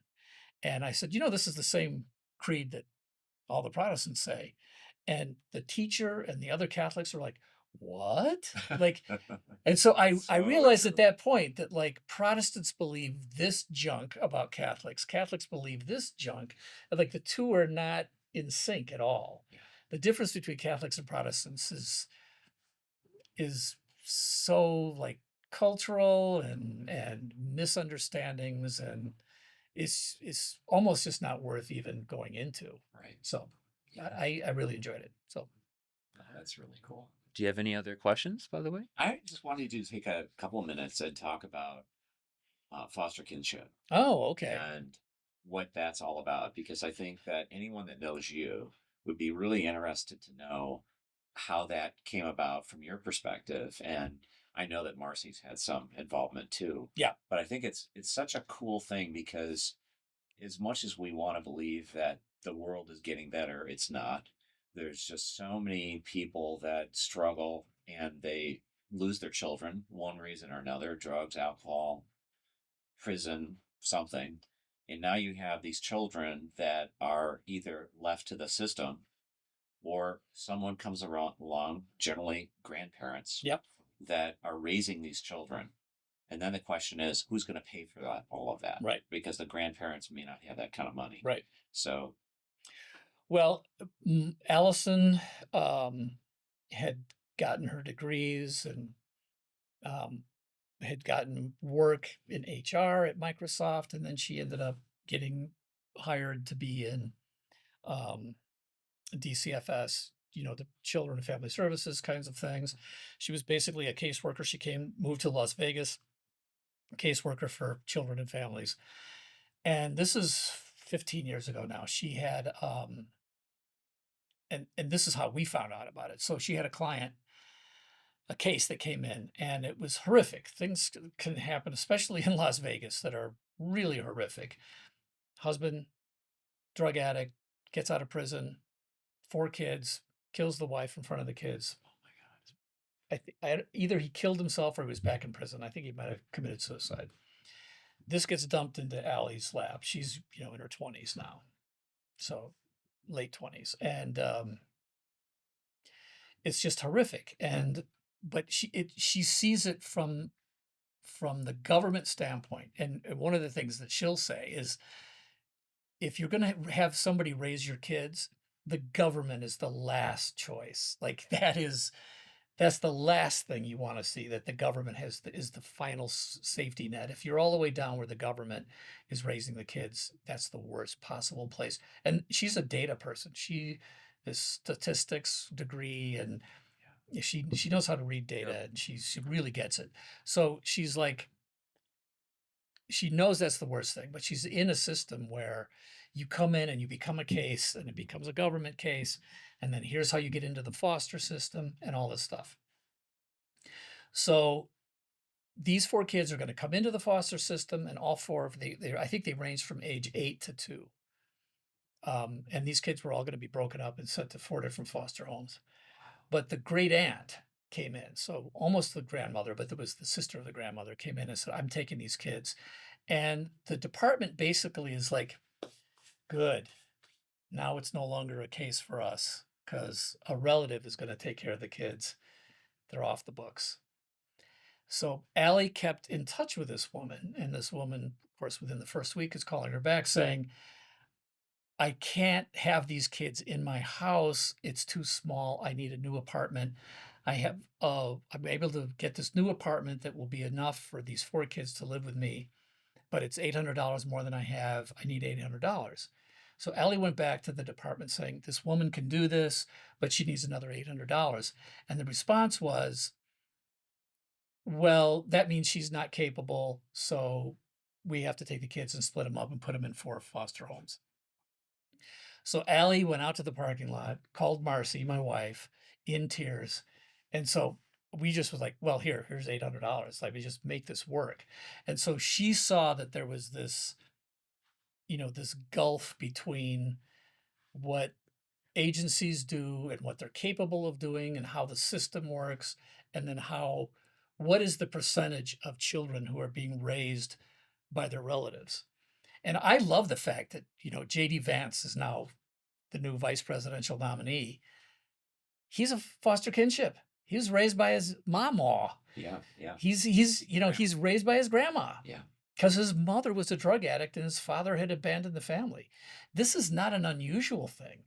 I'm sure people right now in the audience, there's probably, I don't know, 60% who were raised by their relatives. Wow. It's an 60%. Wow. Okay, don't ask Allie what the actual statistic are. It's a huge It's a number. big number. Yeah. Yeah. And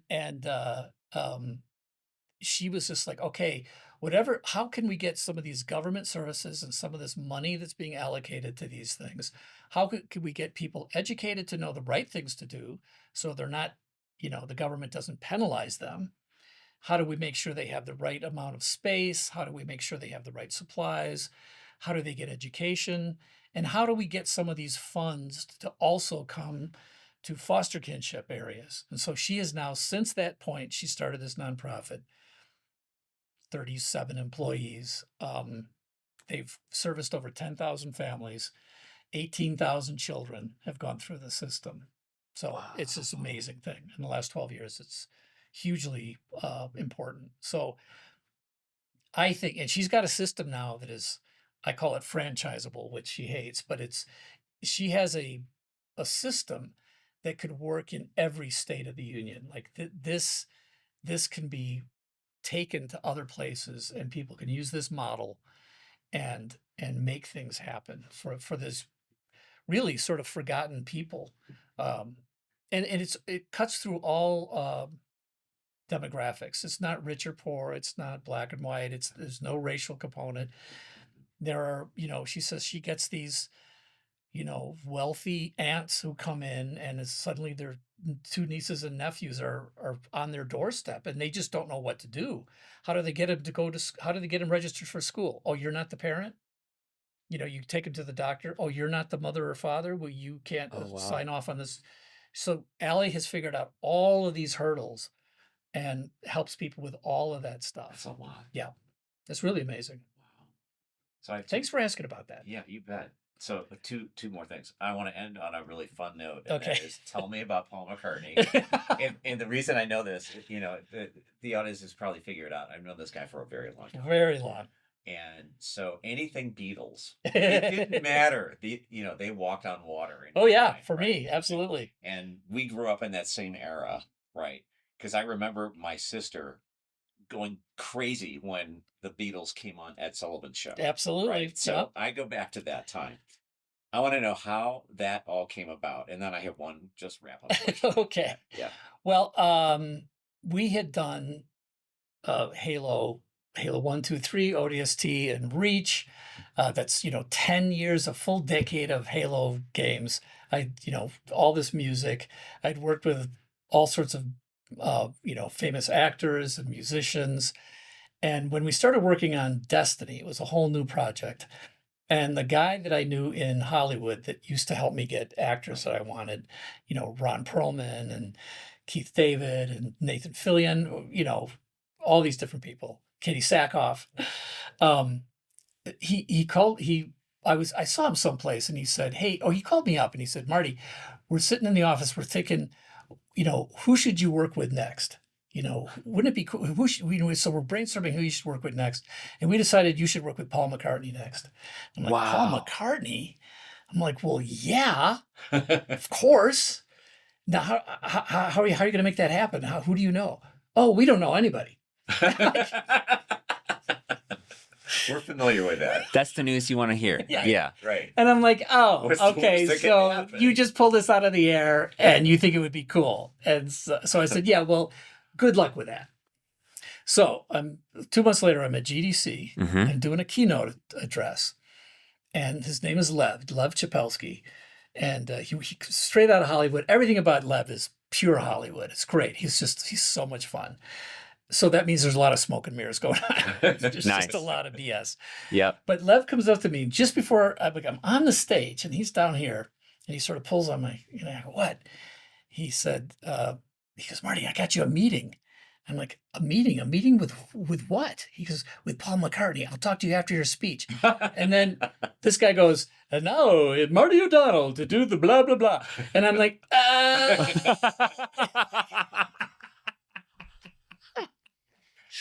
If you could have called like after. could you told me after this? Like my whole brain was just scrambled. Oh So I have no idea what I said at that thing. So afterwards, he goes, yeah, I got this meeting. Come back 2 weeks from now. I'll come down to Hollywood. So what I remember doing was I got this whole presentation ready for Paul McCartney. And I was told he's coming in at the end of the day. He's coming to the office. We got a screen set up, a computer. You can show him stuff. He's got 10 minutes. So you're the last guy at the end of the day, 10 minutes, and then that's it. So make your pitch. I'm like, okay. So I get on the plane. I'm flying from Seattle to LA. And I remember thinking, wow, I've really arrived because somebody bought a plane ticket for me to meet Paul McCartney. Now, I'm sure he's not going to show up, but I can say there was a point in time where I was going to meet with Paul McCartney. Wow. That's how hot I am. Yeah. That's pretty hot. He didn't show up, but hey, you didn't get an invitation to speak. I didn't. No, yeah. okay. Yeah, it could happen. Yeah, it could. So so we get there, I set everything up, and the day is dragging on, and then sure enough, it's like, okay, I'm expecting a call any minute. Yeah, Paul just can't make it. He's tired, whatever. Nope, he shows up. He comes through the door. Well, here I am. And I'm like, yes, you are. It's actually you. So he sat down, I sort of gave him my spiel. He asked questions, and we started talking. And it was like 2 hours later, hour and a half. I forget how long it was. And I'm like, okay, this has gone way past the 10-minute stage. This is good. And so now it's wrapping up. He was really interested in working with me and working on games. So, I stood up to shake his hand, and he just comes over like you, and he gives me this big hug. And I'm like, okay, this is a good first date. I think, I think this worked out. It's a good sign. Yeah. So we ended up working together for like 2 years after that, different places, Abbey Road twice, which is, Abbey Road. Wow. Yeah. So, that's, I have many Paul McCartney stories, but like, that's the main, it's like just getting over that and then finding out he actually wanted to work with me. Wow. And he said, well, I have a phone message I'll share with you from Paul. And he basically, when I was working with him, I knew he could call at any moment, but his number was always blocked. So every time I see blocked, I knew it was Paul. So I had my ringer on all the time. But I was in the shower, I came out, I missed a call from blocked. I'm like, oh no. So I listened to the message. It's the only message he ever left because I always picked up the phone. And he was like, hello, Marty, this is Paul calling from England. Of course. And I'm like not Berlin. Yeah. Right. Paul from England. And I'm like, yeah, that Paul. Oh, I thought it was my other friend, Paul. Yeah. Like I'm thinking, I don't think he understands like how iconically recognizable his voice is. Right. So, right. But he's just a sweet guy. He's a regular person. We had a great time, and it was once in a lifetime. So yeah. Paul here, calling from England. Just to let you know that I've had a chance to listen to the piece you sent back, and I really like it. I think it's really cool. So I think it's a good direction, and I like what you've done with it. You put a few of the constituents together. And I think it works very well. So there you go. I was just hoping to say that in person to you, but I said it to your machine. So consider this as being in person. All right. See you. Bye-bye. So you can say you got a hug from Paul McCartney. More than once. I probably have had 5 hugs from Paul. Wow. Yeah. Pushing 2 fingers. Yeah. That's right. Sorry, 2 hands. 2 hands, not 2 fingers. Almost 6. Yeah. I should have asked for one more. But yeah, that was good. So last question. Sure. I always like to think about these hopefully go on way past us, right? Sometime your grandkids are going to sit down and watch this. Oh my gosh, I hope What not. is the message? What do you want them to hear from you? Don't. We took a huge journey here. Yeah. Don't be afraid. Do not be afraid. There is nothing you should fear. Failure is your friend.